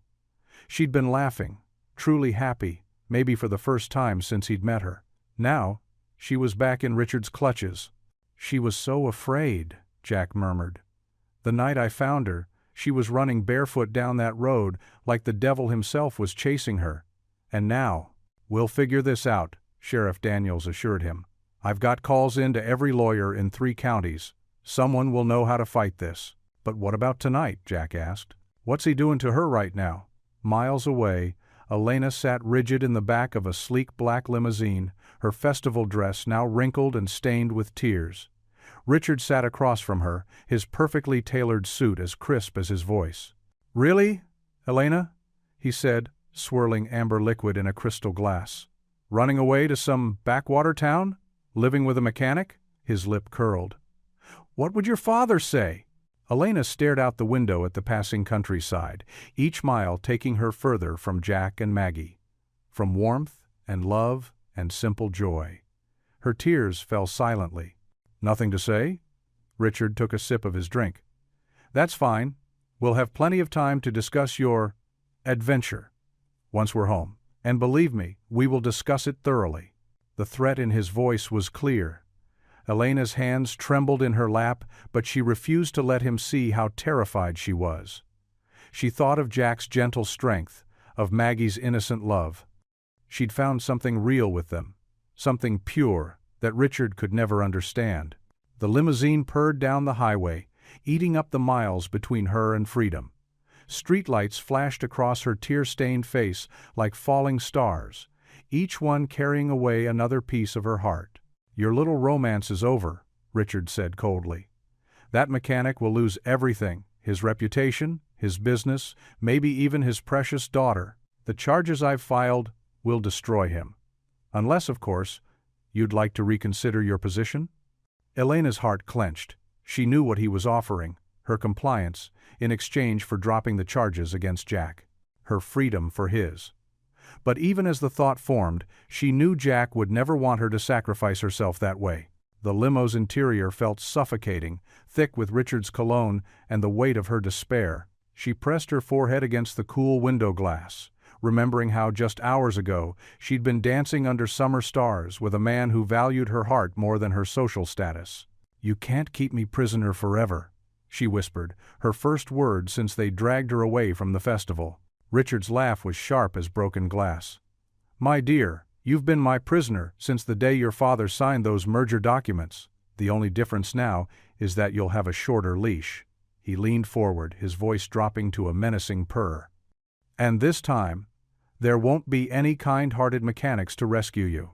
Elena closed her eyes as fresh tears spilled down her cheeks. Through the glass, she could feel the vibration of wheels on asphalt, carrying her back to her gilded cage. But in her mind, she was still at the festival, twirling in Jack's arms, while Maggie watched with shining eyes. The limousine cruised through the night, its headlights cutting through the darkness like silver knives. Inside, Elena's tears continued to fall, silent witnesses to a heart breaking in the shadows. The leather seats of Richard's Mercedes felt cold against Elena's back as she stared out the tinted windows. The familiar skyline of the city loomed ahead, glass towers reaching toward clouds that seemed as gray as her heart. Gone was the warmth of Jack's small town, replaced by the sterile opulence she'd fled from. "You're being unreasonable, Elena." Richard's voice was silk over steel as he adjusted his platinum cufflinks. "This can all go away. One word from me, and your mechanic goes free." He spat the word mechanic like it tasted bitter on his tongue. Elena kept her gaze fixed on the passing buildings, her fingers absently touching the simple silver cross Jack had given her. "I won't lie for you, Richard." "Lie?" He laughed, but there was no warmth in it. "I'm offering you a chance to save him. Think about it, a single father, taking in a married woman in the middle of the night. The courts won't look kindly on that. He helped someone in need." Elena's voice was quiet, but firm. "That's all they'll see, because that's the truth." Richard's perfectly manicured hand gripped her arm, forcing her to face him. "The truth is what I say it is. Remember who you're dealing with." Elena met his gaze, and for the first time, she didn't flinch. The weeks with Jack and Maggie had changed something in her. "I remember exactly who I'm dealing with. That's why I ran." His fingers tightened. "You ungrateful—" He caught himself, smoothing his expression into that practiced smile she'd grown to fear more than his anger. "Think about his daughter, Elena. What happens to little Maggie when Daddy goes to jail? Foster care isn't kind to children." Elena's heart clenched at the mention of Maggie. Sweet Maggie, who'd braided her hair and called her mommy, but the threat only strengthened her resolve. "You won't win this time," she said softly. Richard released her arm, straightening his Italian suit jacket. "I always win, dear. You should know that by now." The car pulled up to their mansion. No, his mansion. It had never been hers, not really. Just another gilded cage. The driver opened the door, and Richard gestured for her to exit first, ever the gentleman in public. Inside, Elena walked straight to her room, ignoring the hovering staff. Richard's footsteps followed her. "You have until tomorrow morning to reconsider," he said from the doorway. "Sign the statement my lawyers prepared. Testify that Turner kidnapped you, and this all goes away. Otherwise—" He shrugged, the gesture elegant and threatening at once. When he finally left, Elena sank onto the edge of her bed. The silk sheets felt wrong after the simple cotton of Jack's guest room. Everything here felt wrong now. She went to her closet bigger than Jack's entire kitchen and pulled out the false bottom of her jewelry box. There, beneath the diamonds and sapphires Richard had given her, lay her salvation. 3 leather-bound journals, their pages filled with years of detailed accounts. Every threat, every manipulation, every time he'd used his money and power to control her. With trembling fingers, Elena opened the newest journal to its last entry, dated just before her escape. "He said if I ever left, he'd destroy anyone who helped me, but I can't live like this anymore. God forgive me, but I have to run." The words blurred as tears fell. She remembered writing them by candlelight, terrified Richard would catch her. She'd been so scared then, so alone. Not anymore. Elena grabbed her largest purse, a ridiculously expensive thing that had always seemed excessive. Now, its size would serve a better purpose. She carefully placed the journals inside, wrapping them in a silk scarf to muffle any sound of movement. These pages held her truth, her weapon against Richard's lies. Every cruel word, every twisted promise, every time he'd used his wealth to isolate her, all documented in her own hand, dated and detailed. She thought of Jack, sitting in a jail cell because he'd shown kindness to a stranger. Of Maggie, probably crying herself to sleep without her father. Of the small town that had embraced her without question. "No more running," she whispered, zipping the purse closed. Tomorrow she would face Richard and his army of lawyers. But this time she wasn't walking in empty-handed. Elena placed the purse carefully by her bed, then knelt beside it to pray something she'd learned from watching Jack with Maggie. "Lord," she whispered, "give me strength. Not for me, but for them." A soft knock interrupted her prayer. "Mrs. Whitmore?" It was Marie, one of the maids. "Mr. Whitmore asked me to remind you about dinner." "Thank you, Marie. I'm not feeling well. I'll stay in my room tonight." He insisted, "Ma'am." Of course he did. Another power play, making her sit across from him at that massive dining table, watching her every move. "Tell him I'm resting for tomorrow's court appearance," Elena replied firmly. "He wouldn't want me looking tired in front of the judge, would he?" There was a pause. Then Marie's footsteps retreated. Elena knew she'd pay for this small defiance. But she needed time alone with her thoughts, her courage. She changed into a nightgown, maintaining the pretense of sleep but remained alert. The journals in her purse felt like they were pulsing with energy, years of silent testimony waiting to be heard. As darkness fell over the city, Elena lay in bed, her hand resting on the purse beside her. Tomorrow, the truth would finally have its day in court. Tomorrow, she would stand up not just for herself, but for Jack, for Maggie, for the future they deserved.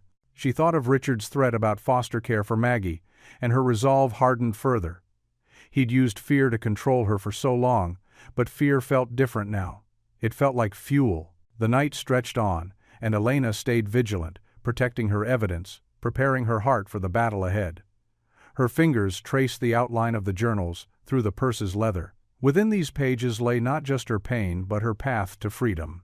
The courthouse's marble halls echoed with footsteps as officers led Jack Turner through heavy wooden doors. His work boots, scuffed against polished floors, a stark contrast to the sleek designer shoes worn by Richard Whitmore's legal team. Though his hands were cuffed and his mechanic's uniform was wrinkled from a night in jail, Jack held his head high. Elena sat on the opposite side, her face a mask of composure that barely contained her inner turmoil. She wore a tailored gray suit that Richard had chosen, meant to make her look like the proper society wife. But her eyes held a strength that no expensive clothing could hide. The courtroom was packed. In the front row behind Jack sat Pastor Henry, his weathered face creased with concern. Next to him, Mrs. Baker from the church choir clutched her handkerchief, and Tom Wilson, whose tractors Jack had fixed for 20 years, sat with his worn cap in his hands. They'd driven 2 hours to be here. Maggie wasn't present. The judge had deemed it inappropriate, given the circumstances. She was staying with Pastor Henry's wife, probably worried sick about her father. The thought made Jack's heart ache. Richard's presence dominated the plaintiff's side. He sat perfectly straight in an Italian suit that cost more than Jack's yearly income, his silver hair immaculate, his expression cold and controlled. 4 attorneys flanked him like expensive guard dogs. "All rise," the bailiff called out. The Honorable Judge Martha Stevens presiding. The judge, a woman in her 60s with steel-gray hair and sharp eyes, took her seat and surveyed the courtroom. Her gaze lingered on Elena, then moved to Jack, assessing them both. "Be seated," she commanded. The rustle of movement filled the room. Richard's lead attorney stood, straightening his tie. "Your Honor, we're here today regarding case number 2023, CV 789, Richard Whitmore versus Jack Turner, concerning charges of kidnapping and custodial interference." Elena's hands trembled slightly in her lap. She'd folded them so tightly her knuckles were white, but she kept her eyes forward. Jack wished he could tell her it would be okay. But armed deputies stood between them. "Additionally," the attorney continued, "we're addressing Mr. Whitmore's petition questioning Mr. Turner's fitness as a parent, given his recent criminal activities." A murmur of protest rose from the townspeople. Judge Stevens banged her gavel once. "Order!" Jack's court-appointed defender, Sarah Martinez, rose next. Though young, her voice carried conviction. "Your Honor, these charges are completely unfounded. Mr. Turner is a respected member of his community, a devoted single father, and his actions were purely humanitarian in nature." Richard's attorney cut in. "Humanitarian? He harbored a married woman against her will." "Objection, Your Honor," Martinez interrupted. "Counsel is attempting to present arguments before opening statements." Sustained. Judge Stevens leaned forward. "Mr. Patterson, save your rhetoric for the appropriate time." Elena shifted in her seat, her hand brushing against her purse where Jack knew she kept her journals. Those small books held years of truth, every controlling word, every manipulation, every threat Richard had made. He'd seen her writing in one late at night, when she thought everyone was asleep. The judge shuffled some papers, then looked up. "Given the serious nature of these charges, and the custody implications, I want to be clear about the scope of this trial." She adjusted her glasses. "We will be examining not only the events of the past month, but also the circumstances that led to them. I expect full disclosure from all parties." Richard's jaw tightened almost imperceptibly. Elena sat straighter, a tiny spark of hope crossing her face. "Your Honor," Richard's attorney began, "my client's marriage is not on trial here." "Mr. Patterson," Judge Stevens cut him off. "When a woman flees her home in a wedding dress and seeks shelter with strangers, everything is relevant. I will hear all pertinent testimony." Jack watched Elena release a shaky breath. Across the aisle, Richard's expression darkened. The bailiff approached with a Bible. "Mr. Turner, please rise and raise your right hand." Jack stood, his handcuffs clinking. The metal was cold against his wrists, but his voice was steady as he took the oath. "Do you swear to tell the truth, the whole truth, and nothing but the truth, "So help you God?" "I do." The words rang clear in the hushed courtroom. Elena's eyes met his for just a moment. In them, he saw the same quiet strength he'd witnessed that first night, when she'd whispered, "Please don't let them take me back." He'd made her a promise then, and he intended to keep it. Judge Stevens picked up her gavel. "Before we proceed with opening statements, I want to address the issue of Mr. Turner's restraints." She looked at the deputies. "Remove those handcuffs. Mr. Turner has no history of violence, and this is a civil proceeding." As a deputy unlocked the cuffs, Jack rubbed his wrists, grateful for this small dignity. He could feel the support of his community behind him, their presence a reminder of everything at stake, not just his freedom, but his daughter's future and Elena's safety. "Very well," Judge Stevens said, raising her gavel. "This court will now hear opening statements in the matter of Whitmore versus Turner." The gavel fell with a sharp crack that echoed through the courtroom, marking the beginning of a trial that would change all their lives forever. The courthouse's marble halls echoed with footsteps as officers led Jack Turner through heavy wooden doors. His work boots scuffed against polished floors, a stark contrast to the sleek designer shoes worn by Richard Whitmore's legal team. Though his hands were cuffed and his mechanic's uniform was wrinkled from a night in jail, Jack held his head high. Elena sat on the opposite side, her face a mask of composure that barely contained her inner turmoil. She wore a tailored gray suit that Richard had chosen, meant to make her look like the proper society wife, but her eyes held a strength that no expensive clothing could hide. The courtroom was packed. In the front row behind Jack sat Pastor Henry, his weathered face creased with concern. Next to him, Mrs. Baker from the church choir clutched her handkerchief, while other townspeople filled the benches, their presence a silent show of support. Richard Whitmore sat at the plaintiff's table, impeccably dressed in a $1,000 suit. His silver hair was perfectly styled, his posture rigid with controlled anger. 3 expensive lawyers flanked him, their briefcases bulging with documents meant to destroy Jack's reputation. Judge Martha Wilson studied the room over her reading glasses. "Court is now in session," she announced, her gavel striking with authority. "Case number 2476, Whitmore versus Turner." Richard's lead attorney, Maxwell Preston, rose smoothly to his feet. His voice carried clearly through the hushed courtroom. "Your Honor, this case is about more than a simple kidnapping. Mr. Turner didn't just harbor a married woman, he systematically manipulated Mrs. Whitmore while she was in an emotionally vulnerable state." Whispers rustled through the gallery. Jack's hands tightened into fists under the table, but his face remained calm. "Furthermore," Preston continued, adjusting his gold cufflinks, "we have evidence that Mr. Turner's conduct raises serious questions about his fitness as a parent. A single father who brings strange women into his home, exposing his young daughter to moral compromise." "Objection." Jack's court-appointed lawyer, Sarah Martinez, stood quickly. "Counsel is making unfounded character accusations." "Sustained," Judge Wilson said firmly. "Mr. Preston, stick to the facts of the case." Preston smiled thinly. "The facts, Your Honor, are these. On the night of June 15th, Mr. Turner picked up Mrs. Grahn, Elena Whitmore, the wife of my client, and took her to his residence without her husband's knowledge or consent. He then concealed her whereabouts, effectively holding her hostage." "That's a lie." The words burst from Jack before he could stop them. "Mr. Turner," Judge Wilson warned, "you will remain silent or be held in contempt." Preston pulled out a thick folder. "We have sworn statements from multiple witnesses who saw Mr. Turner and Mrs. Whitmore in compromising situations. We have evidence of their inappropriate relationship, conducted while she was still legally married to my client." More whispers filled the courtroom. Elena's hands trembled in her lap, but she kept her eyes fixed straight ahead. "Your Honor," Preston's voice grew grave, "Mr. Turner not only interfered with a marriage, but he exposed his 10-year-old daughter to this immoral situation. We are therefore petitioning for an emergency evaluation of his custody rights." Jack's face went pale.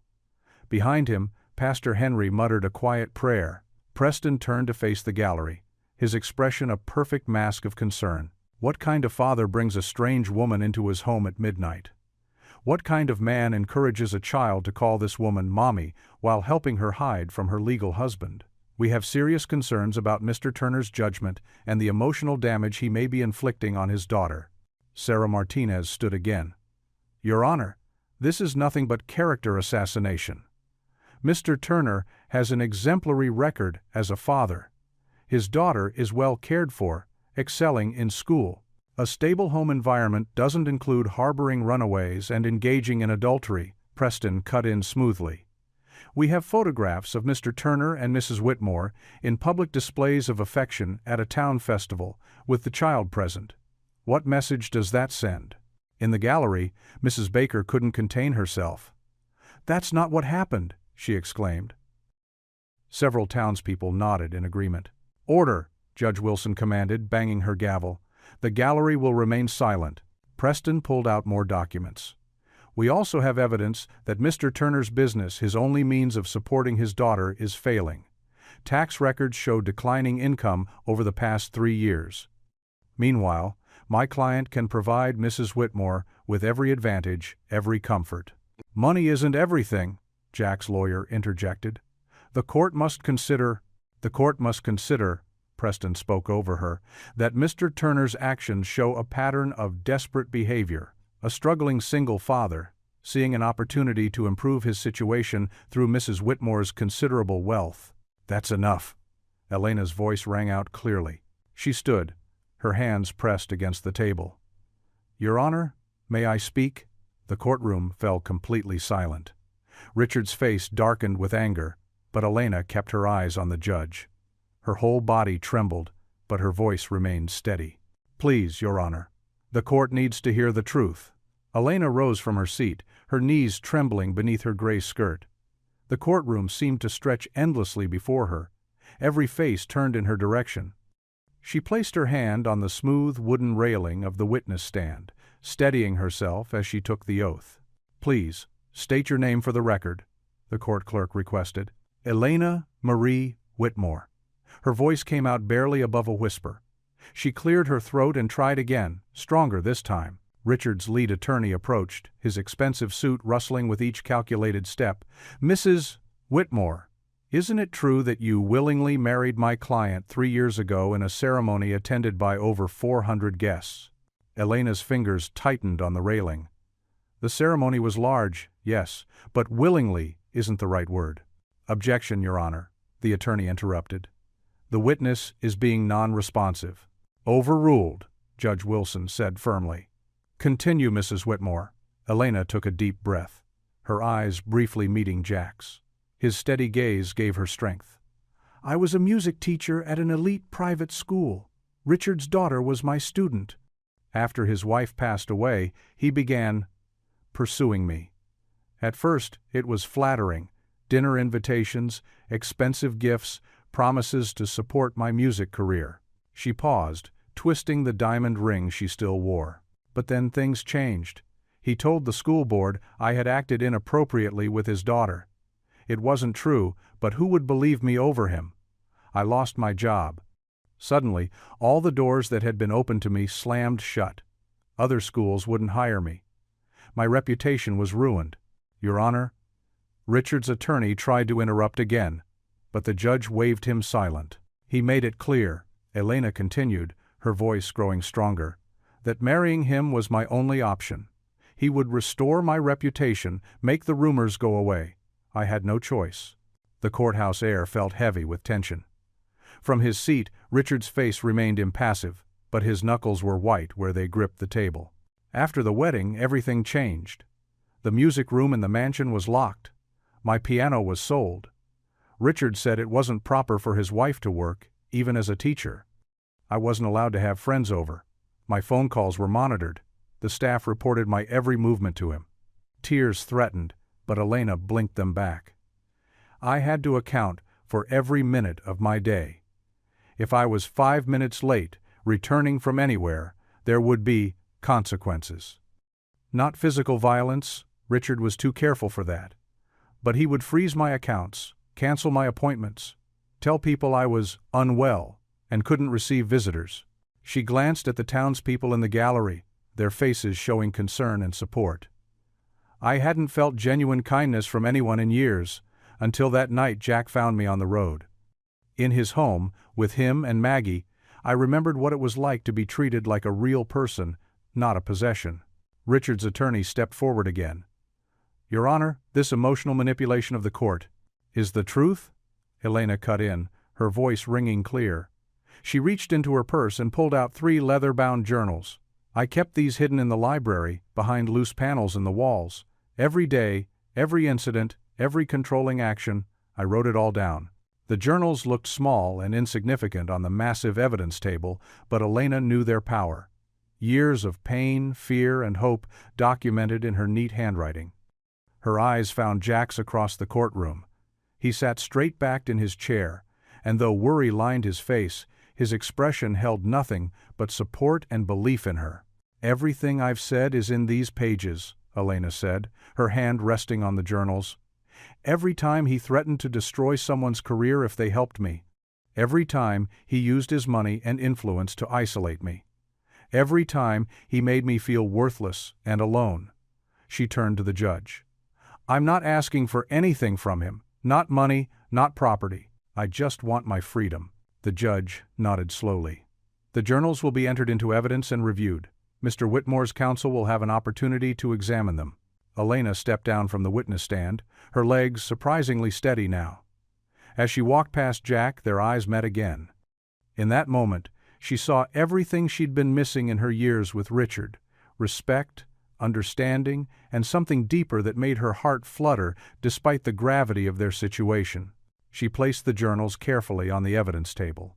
Each one represented a piece of her story, a testament to her survival. These small books held the power to expose Richard's true nature, and she prayed to free not only herself but also Jack and Maggie from Richard's vindictive grasp. Her hand lingered on the worn leather covers. These journals had been her only confidants during the darkest days of her marriage. Now, in this courtroom, they would finally speak for her. The morning sun filtered through the courthouse's tall windows, casting long shadows across the worn wooden benches. Mrs. Sarah Miller, owner of the local diner, sat in the witness stand, her gray hair neatly pinned back and her hands folded in her lap. I've known Jack Turner for 15 years, she said, her voice clear and steady. Every Sunday after church, he brings little Maggie to my diner. That child has never gone without, even when times were tough. Jack would skip his own meal to make sure she had enough. Richard's attorney paced before her, his expensive shoes clicking against the floor. And did you witness Mr. Turner harboring Mrs. Whitmore? Harboring? Mrs. Miller's eyebrows rose. I witnessed that man showing Christian charity to someone in need. Just like he did when Tom Peterson's farm caught fire, or when the Wilson family needed help after the storm. She lifted her chin. That's who Jack Turner is. Next came Bob Henderson, the hardware store owner. His weathered face creased with concern as he looked at Jack. Known Jack since he was knee-high to a grasshopper. His daddy taught him everything about fixing engines, and Jack's taught all that to his girl. You should see them working together in his shop. Him teaching her about tools, about honest work. Bob's voice grew thick. After Jack's wife passed, he never let his grief stop him from being the best father he could be. The prosecutor tried to interrupt, but Bob wasn't finished. And let me tell you something else. When my store was about to go under during the recession, Jack worked weekends helping me rebuild my inventory system. Wouldn't take a dime for it. That's the kind of man he is. Mary Beth from the library approached the stand next, her quiet voice growing stronger as she spoke. Maggie comes to story time every Wednesday. Jack always makes sure she has time for reading, even with his busy schedule. He's there for every parent-teacher conference, every school play. She smiled at Maggie, who sat with Pastor Henry's wife in the gallery. That little girl is the most well-adjusted, kindest child I know. That doesn't happen by accident. Throughout the morning, person after person took the stand. Tom Peterson spoke about how Jack had saved his farm from foreclosure by fixing his tractor at no charge. Susan Wright, Maggie's teacher, testified about Jack's dedication to his daughter's education. Mr. Turner volunteers at every school event, she said firmly. He helped build our new playground equipment last summer. The children adore him. Even Sheriff Dave Mitchell took the stand, removing his hat as he sat down. In 15 years of law enforcement, I've never had a complaint about Jack Turner. Not one. He's the first person I call when someone's stranded on the highway or needs help in a snowstorm. He's never turned down anyone in need. The town doctor, Dr. James Wilson, spoke next. I've treated both Jack and Maggie since she was born. I can attest to the exceptional care he provides for his daughter. She's never missed a checkup or vaccination. When she had pneumonia 2 years ago, Jack sat by her bed for 3 days straight. Richard's lawyers tried to paint each testimony as small-town bias, but they couldn't shake the consistent picture that emerged of a man devoted to his daughter and his community. Martha Jenkins, who ran the food bank, dabbed at her eyes as she testified. Last Christmas, Jack noticed some families were struggling. He quietly organized a toy drive at his shop. Fixed up old bicycles, dolls, you name it. Never wanted any credit for it. The testimony that seemed to affect the jury most came from 16-year-old Tommy Parker. The teenager shuffled to the stand, his mother watching proudly from the gallery. "Mr. Turner gave me my first job," Tommy said, his voice cracking slightly. "I was getting into trouble, hanging with the wrong crowd. He caught me trying to steal a car radio from his shop." Tommy paused, swallowing hard. "Instead of calling the police, he offered me work after school. Taught me about cars, about responsibility. Now I'm heading to technical college next year." As the afternoon wore on, Richard's attorneys began to look increasingly uncomfortable. Their attempts to discredit the witnesses only served to bring out more stories of Jack's kindness and integrity. Finally, Pastor Henry Collins took the stand. His presence commanded attention, his gray hair and kind eyes reflecting decades of service to the community. He adjusted his collar and looked directly at the judge. "I've been pastor of First Church for 30 years, he began. "I've watched Jack Turner grow from a young man into the father he is today. I married him and his late wife Sarah, baptized their daughter Maggie, and stood with him at Sarah's funeral." The pastor's voice grew gentle. "I've counseled many families through difficult times, Your Honor. I know the signs of abuse, of neglect, of moral failure." He gestured toward Jack. "This man is none of those things. When Elena came to us that night, she was terrified, running from a situation no woman should have to endure. Jack did what any decent man would do, what our faith calls us to do. He offered protection to someone in danger." The pastor leaned forward slightly, his voice carrying to every corner of the courtroom. "This man is no kidnapper. He is a father who loves, and a man who protects." A murmur of agreement rippled through the gallery, and even the judge's stern expression softened slightly. Jack sat at the defense table, his eyes glistening as he looked at the people who had come to speak for him, his neighbors, his friends, his community. Maggie beamed with pride, while Elena, seated across the aisle, wiped away tears. Richard Whitmore's perfectly manicured nails dug into the polished oak table before him. His jaw clenched as he watched another townsperson take the stand, this time the local librarian, Miss Thompson. Her wire-rimmed glasses caught the morning light as she spoke about Jack's weekly visits with Maggie to check out books. "That's enough," Richard suddenly exploded, shooting up from his chair. His expensive suit jacket pulled tight across his shoulders as he pointed an accusing finger at the witness stand. "This is all orchestrated nonsense." The courtroom fell silent. Even his own attorney seemed taken aback, reaching for Richard's sleeve to pull him back down. Richard yanked his arm away. "Mr. Whitmore," the judge warned, "take your seat." But Richard was beyond hearing. His face had turned an ugly shade of red, the careful veneer of sophistication cracking like thin ice. "You think you can turn my wife against me?" he snarled, whirling to face Elena. "After everything I've given you, the houses, the cars, the jewelry, you'd throw it all away for this grease monkey and his brat?" Gasps rippled through the courtroom. Elena flinched but held her ground, her hands clasped tightly in her lap. Jack half rose from his seat, his protective instinct flaring, but his lawyer grabbed his arm. "Order!" The judge's voice boomed. "Mr. Whitmore, control yourself." "Control?" Richard laughed. a harsh, ugly sound that echoed off the courthouse walls. "That's rich, coming from a small-town judge who probably makes less in a year than I spend on suits." He turned back to Elena, his voice dripping with venom. "You think these simple people care about you? They're using you to get to my money, just like this mechanic. Without me, you're nothing." The prosecutor stood. "Your Honor, I object to this behavior." "You're damn right you object," Richard shouted, spinning toward Jack. "And you think you can steal my wife? I'll bury you so deep in legal fees your great-grandchildren will be paying them off. I'll take everything, your shop, your house, your precious daughter." "Mr. Whitmore!" The judge's gavel crashed down with such force that several people jumped. "One more word, and I'll have you removed from this courtroom." But Richard was beyond reason now, years of carefully maintained control shattering like glass. "You can't remove me. Do you know who I am? I own half the judges in this state. I can—" "Bailiff!" The judge's voice cut through Richard's tirade like a knife. "Take Mr. Whitmore into custody for contempt of court." Two court officers moved forward, but Richard wasn't finished.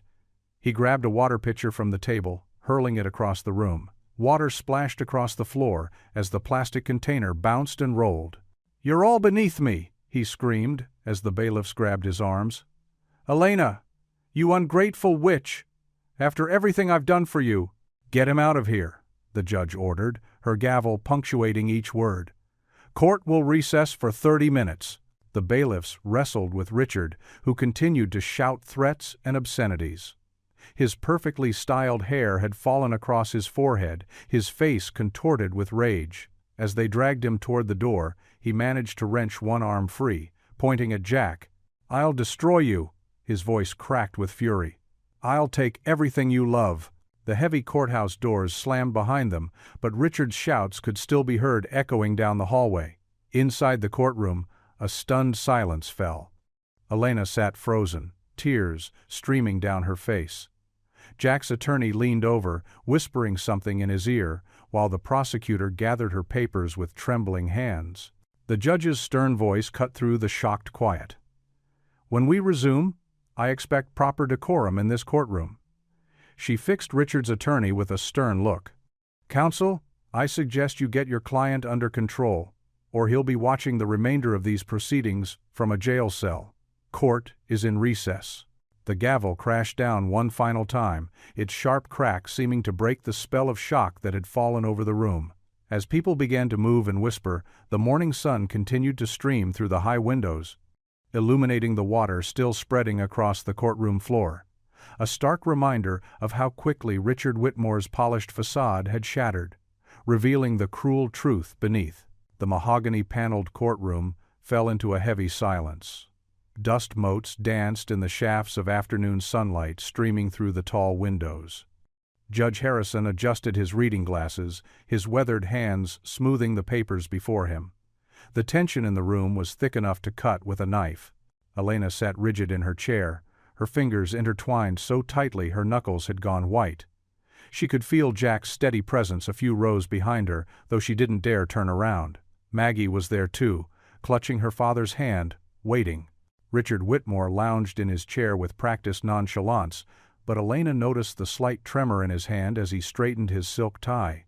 His lawyer whispered something in his ear, but he waved the man away with barely concealed irritation.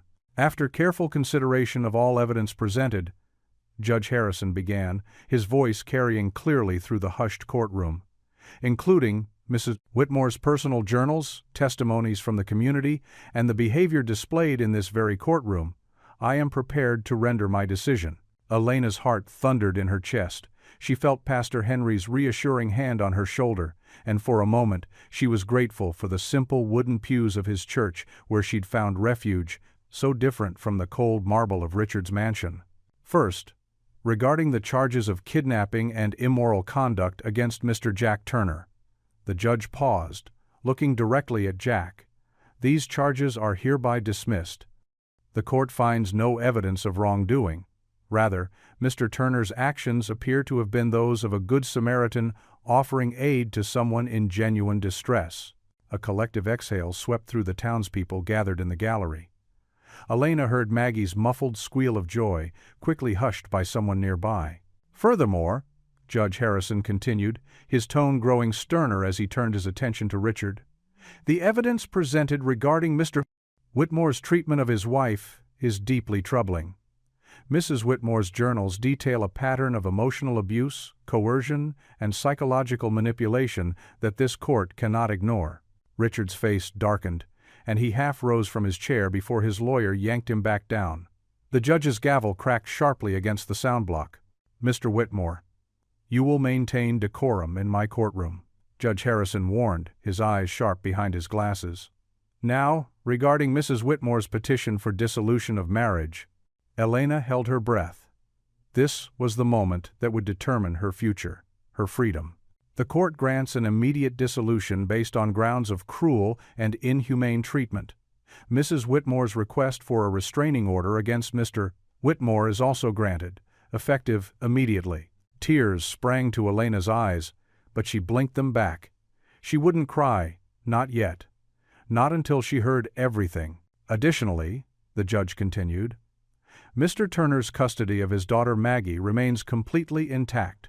The court finds the accusations against his parental fitness to be entirely without merit and possibly malicious in nature." The judge removed his glasses, looking sternly at Richard. "Mr. Whitmore, this court strongly suggests you cease any further attempts to interfere with either Mrs. Whitmore or the Turner family. Any violation of the restraining order will result in immediate legal consequences." Richard's face had gone from red to an alarming shade of purple. His lawyer was scribbling frantically on a legal pad, but Richard shoved the man's arm away when he tried to show him something. "This court is adjourned." The gavel fell one final time, the sound echoing like a bell of freedom. For a moment nobody moved. Then Elena felt herself standing, though she couldn't remember deciding to do so. She turned, her eyes searching for Jack and Maggie through the blur of happy tears that finally escaped. They were already moving toward her. Maggie broke free from her father's grasp and ran full tilt down the aisle, her brown pigtails flying. "Elena! Elena!" Elena dropped to her knees, not caring about her skirt on the courtroom floor, and opened her arms wide. Maggie crashed into her with the force of pure joy, nearly knocking them both over. "We won! We won!" Maggie kept saying, her small arms locked around Elena's neck. Jack reached them then, his strong hands steadying them both. Elena looked up at him through her tears, seeing her own joy reflected in his warm brown eyes. Without a word, he helped her to her feet, keeping one arm around her while the other wrapped around Maggie. "We're together again!" Maggie cried, her face beaming as she squished herself between them in a tight group hug. The townspeople were gathering around them now, offering congratulations and support. Pastor Henry's wife pressed a tissue into Elena's hand. The librarian, who had testified, was wiping her own eyes. Even the court bailiff was smiling. Through the happy chaos, Elena caught a glimpse of Richard storming out of the courtroom, his lawyer trailing behind him like an anxious shadow. But for the first time in years, the sight of him didn't fill her with dread. The judge's words had given her more than just legal freedom. They had given her back her dignity, her right to choose, her future. She turned back to Jack and Maggie, to the strong arms holding her, and the joyful face beaming up at her. Here, in this embrace, she had found something Richard's wealth could never buy. Real love, honest and true, freely given and freely returned. The late summer breeze rustled through the open windows of Jack Turner's farmhouse, carrying the sweet scent of freshly cut grass and wildflowers. Elena stood in the middle of what had once been a cluttered spare room, her hands on her hips as she surveyed the transformation before her. The walls, now a soft butter yellow, seemed to glow in the morning light. Where boxes and old furniture had once gathered dust, a carefully arranged space emerged. Jack appeared in the doorway, wiping sweat from his forehead with the back of his hand. "That's the last of the heavy lifting," he said, setting down the upright piano they'd found at a local estate sale. "Though I still think you got the better end of this deal. You supervised while I did all the work." Elena laughed, the sound light and free. "I supervised very well, thank you." She walked over and straightened his collar. "Besides, you wouldn't let me help even if I tried. Not with my back feeling 20 years younger than it is." Jack admitted with a grin. The piano, though old, had good bones. Elena had spent hours researching before finding this particular instrument. Solid construction, decent tone, and most importantly, within their modest budget. She ran her fingers lovingly across the wooden keys, some of them yellowed with age, but all recently tuned. "It's perfect," she whispered, more to herself than to Jack. Maggie burst into the room, her ponytail bouncing with excitement. "Can I help arrange the chairs, please?" She clutched a small stack of colorful cushions to her chest, nearly vibrating with enthusiasm. "Of course, sweetheart," Elena said, watching as Maggie carefully placed each cushion on the folding chairs they'd borrowed from the church. 6 small seats formed a semicircle around the piano, each one decorated with a different pattern. "The purple one is mine," Maggie declared, pointing to a cushion with elaborate floral designs. "Since I'm going to be your best student," Jack chuckled. "Is that right?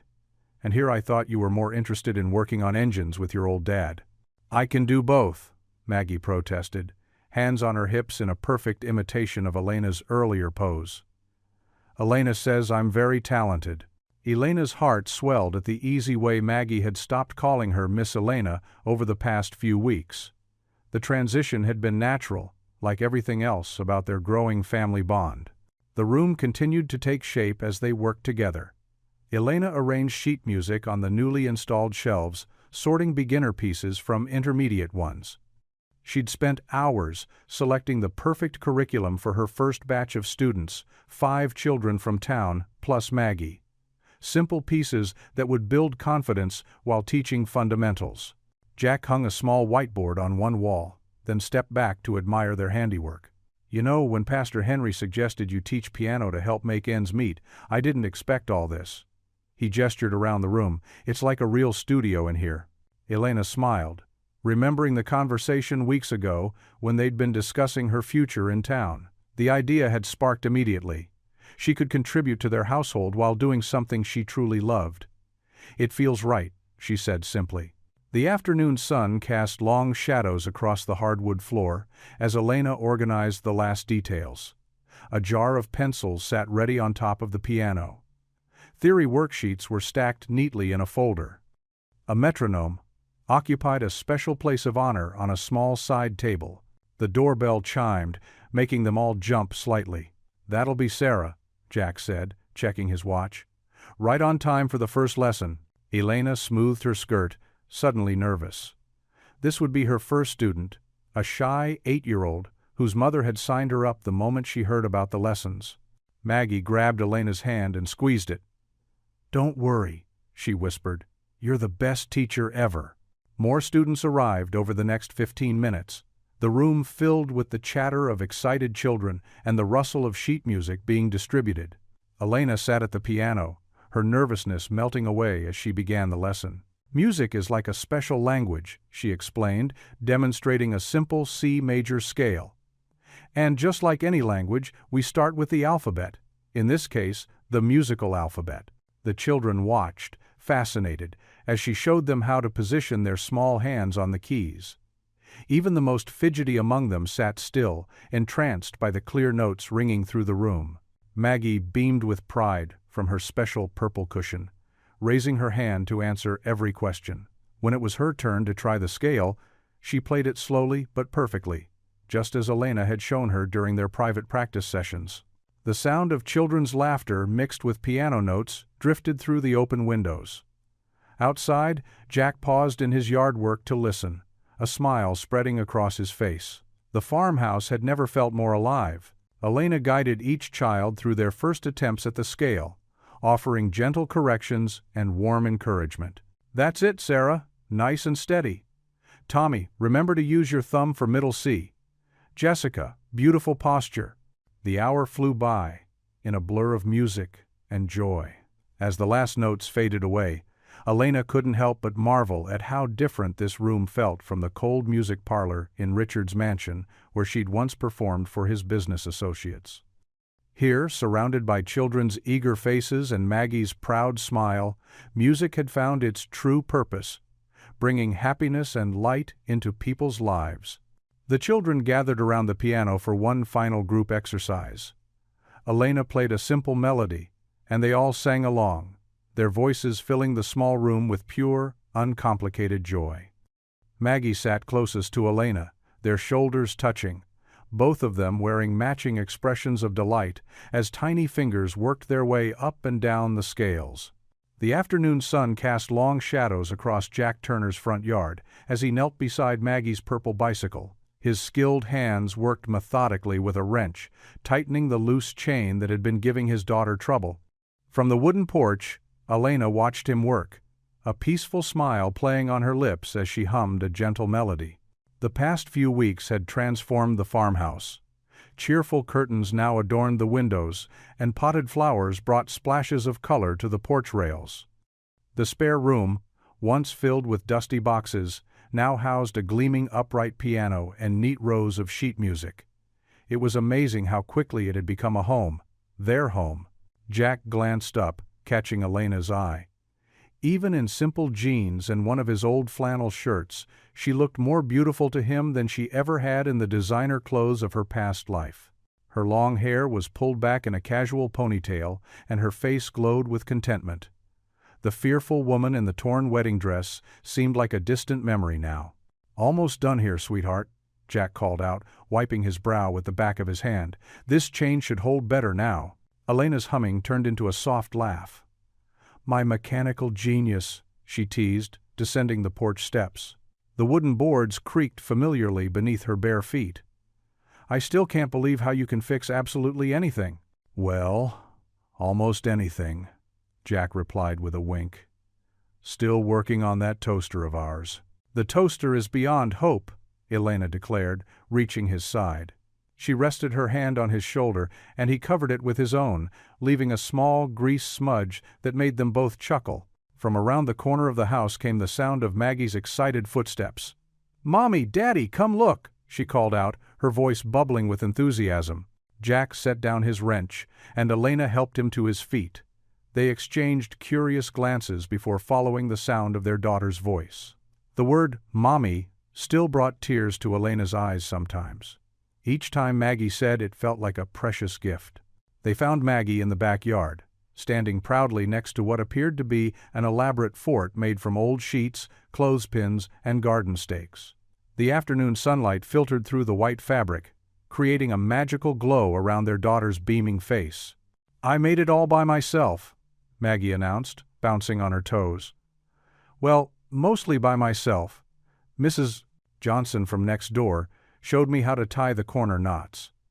She grabbed Elena's hand, tugging her toward the entrance. "Look, I even made a special music corner." Inside the fort, Maggie had arranged cushions in a semicircle. A small wooden box served as a makeshift table, holding Elena's old music box, a treasured possession she'd managed to keep from her previous life. Crayon-drawn musical notes decorated the sheet walls. "Oh, Maggie," Elena breathed, kneeling to embrace her. "It's absolutely perfect." Jack ducked his head to enter the fort, his broad shoulders making the whole structure sway slightly. "Now this is what I call fine architecture," he said seriously, making Maggie giggle. "Though I think it might need a structural inspection."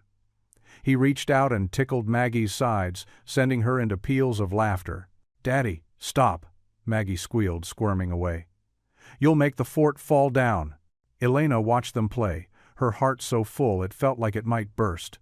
These simple moments, the laughter, the love, the absolute security of belonging, were worth more than all the wealth she'd left behind. "Can we have dinner in here tonight?" Maggie asked, her eyes bright with hope. "Please?" Jack pretended to consider it carefully. "Well, I don't know. What do you think, Elena? Is this establishment up to our dining standards?" Elena made a show of inspecting the fort's ceiling. I suppose we could make an exception, but only if the chef's special is peanut butter and jelly sandwiches." "Yes," Maggie clapped her hands. "And we can use the fancy plates." The fancy plates were actually mismatched ceramic dishes Elena had found at the local thrift store, but Maggie treated them like fine china. They'd painted them together one rainy afternoon, creating swirling patterns and crooked hearts that made each piece unique. As Maggie darted off to begin dinner preparations, Jack and Elena remained in the fort, surrounded by the soft, filtered light. Elena reached for Jack's hand, their fingers intertwining naturally, perfectly. "Sometimes I wonder if I'm dreaming," she whispered. "If I'll wake up back in that marble mansion, alone in all that emptiness." Jack squeezed her hand. "This is real, Elena. Every wonderful, messy, beautiful bit of it." He touched her cheek gently, his eyes full of love. "You know what Maggie told me this morning? She said she can't remember what it was like before you came. You've always been here, in her heart." Elena's eyes welled with tears. "And you've always been in mine," she said softly. "Even before I knew you existed. I was just waiting to find my way home." Through the sheet walls, they could hear Maggie in the kitchen, singing one of the songs Elena had taught her. The melody drifted out, mixing with the chirping of birds and the rustle of leaves, the symphony of their simple, perfect life. Jack took Elena's hand, whispering, "We're finally home." The evening sky stretched like a dark velvet blanket above the Turner farmhouse, dotted with countless twinkling stars. In the backyard, Jack had built a small fire pit where flames now danced cheerfully, casting warm light on the three figures gathered around it. The sweet scent of burning wood mingled with the crisp autumn air. Elena sat on a weathered log bench, wrapped in her favorite quilted blanket, a welcome gift from the church ladies. She watched as Jack showed Maggie the proper technique for roasting the perfect marshmallow. His large, gentle hands guided their daughter's smaller ones, helping her hold the stick at just the right height above the flames. "Not too close to the fire, sweetheart," Jack cautioned, his voice soft and patient. "We want it golden brown, not charred black like last time." Maggie giggled, remembering her previous attempts that had ended in flaming marshmallow disasters. "But Daddy, sometimes the burnt ones taste good too." Elena couldn't help but smile at their interaction. These simple moments, the ones she'd never experienced in her previous life of marble floors and crystal chandeliers, filled her heart with a joy she hadn't known was possible. She reached for her own roasting stick, carefully sliding a plump marshmallow onto its tip. "Here's a trick my grandmother taught me," Elena said, leaning forward. "If you rotate it slowly, like this." She demonstrated the motion, turning the stick with careful precision. "It gets perfectly toasted on all sides." Maggie's eyes widened with interest. "Can you show me again, Mommy?" The words still sent a warm flutter through Elena's chest every time she heard it. After the trial, after everything they'd been through, hearing Maggie call her Mommy felt like a precious gift she'd never take for granted. Jack moved closer to Elena, his shoulder brushing against hers. The contact was subtle but deliberate, a quiet reminder of their connection. He'd been doing that more often lately, finding small ways to touch her, to remind her she was safe, she was home. "Look!" Maggie exclaimed proudly, holding up her perfectly golden marshmallow. "I did it just like you showed me." "That's perfect, honey," Elena praised, helping Maggie sandwich the gooey treat between graham crackers and chocolate. "The best s'more I've ever seen." The fire crackled softly as they enjoyed their treats, sharing quiet conversation and comfortable silences. Above them, the stars seemed to multiply as the sky grew darker. Jack pointed out constellations, making up silly stories about each one that had Maggie dissolving into fits of laughter. "And that one there," he said, pointing to a cluster of stars, "is definitely a dragon having a tea party." "Daddy!" Maggie protested through her giggles. "Dragons don't have tea parties." "Oh no?" Jack raised an eyebrow. "Then why does that one have a teacup in his claw?" Elena joined in their laughter, feeling the last traces of her old life, the fear, the control, the loneliness, continuing to fade away. Here, in this simple backyard with these two wonderful people, she had found something real, something true. A cool breeze rustled through the trees, causing Maggie to snuggle closer between them. Elena adjusted the blanket, making sure it covered all three of them. Jack added another log to the fire, sending a shower of sparks dancing upward into the night sky. "Look how they float up to join the stars," Maggie said dreamily, her voice growing sleepy. Her head rested against Elena's shoulder, sticky fingers still clutching half a s'more. Jack's arms stretched behind them, his hand finding Elena's shoulder. She leaned into his touch, feeling the steady strength that had been her anchor through the storm of the past months. The same strength that had made him stop his truck that midnight to help a stranger in a torn wedding dress. The fire's warmth wrapped around them like a cocoon, and Maggie's breathing grew slower, more rhythmic. Her eyes drooped as she fought against sleep, determined to stay awake for just a few more minutes of this perfect evening. "The stars are so pretty," Maggie murmured, her words beginning to slur with sleepiness. She shifted position, curling up between Jack and Elena, like a content cat. "Just like my family." Elena felt tears prick at her eyes. Happy tears, the kind she'd only learned to cry since coming here. Jack's hand squeezed her shoulder gently, and she knew he was feeling the same overwhelming gratitude. Maggie's eyes fluttered closed, then opened again.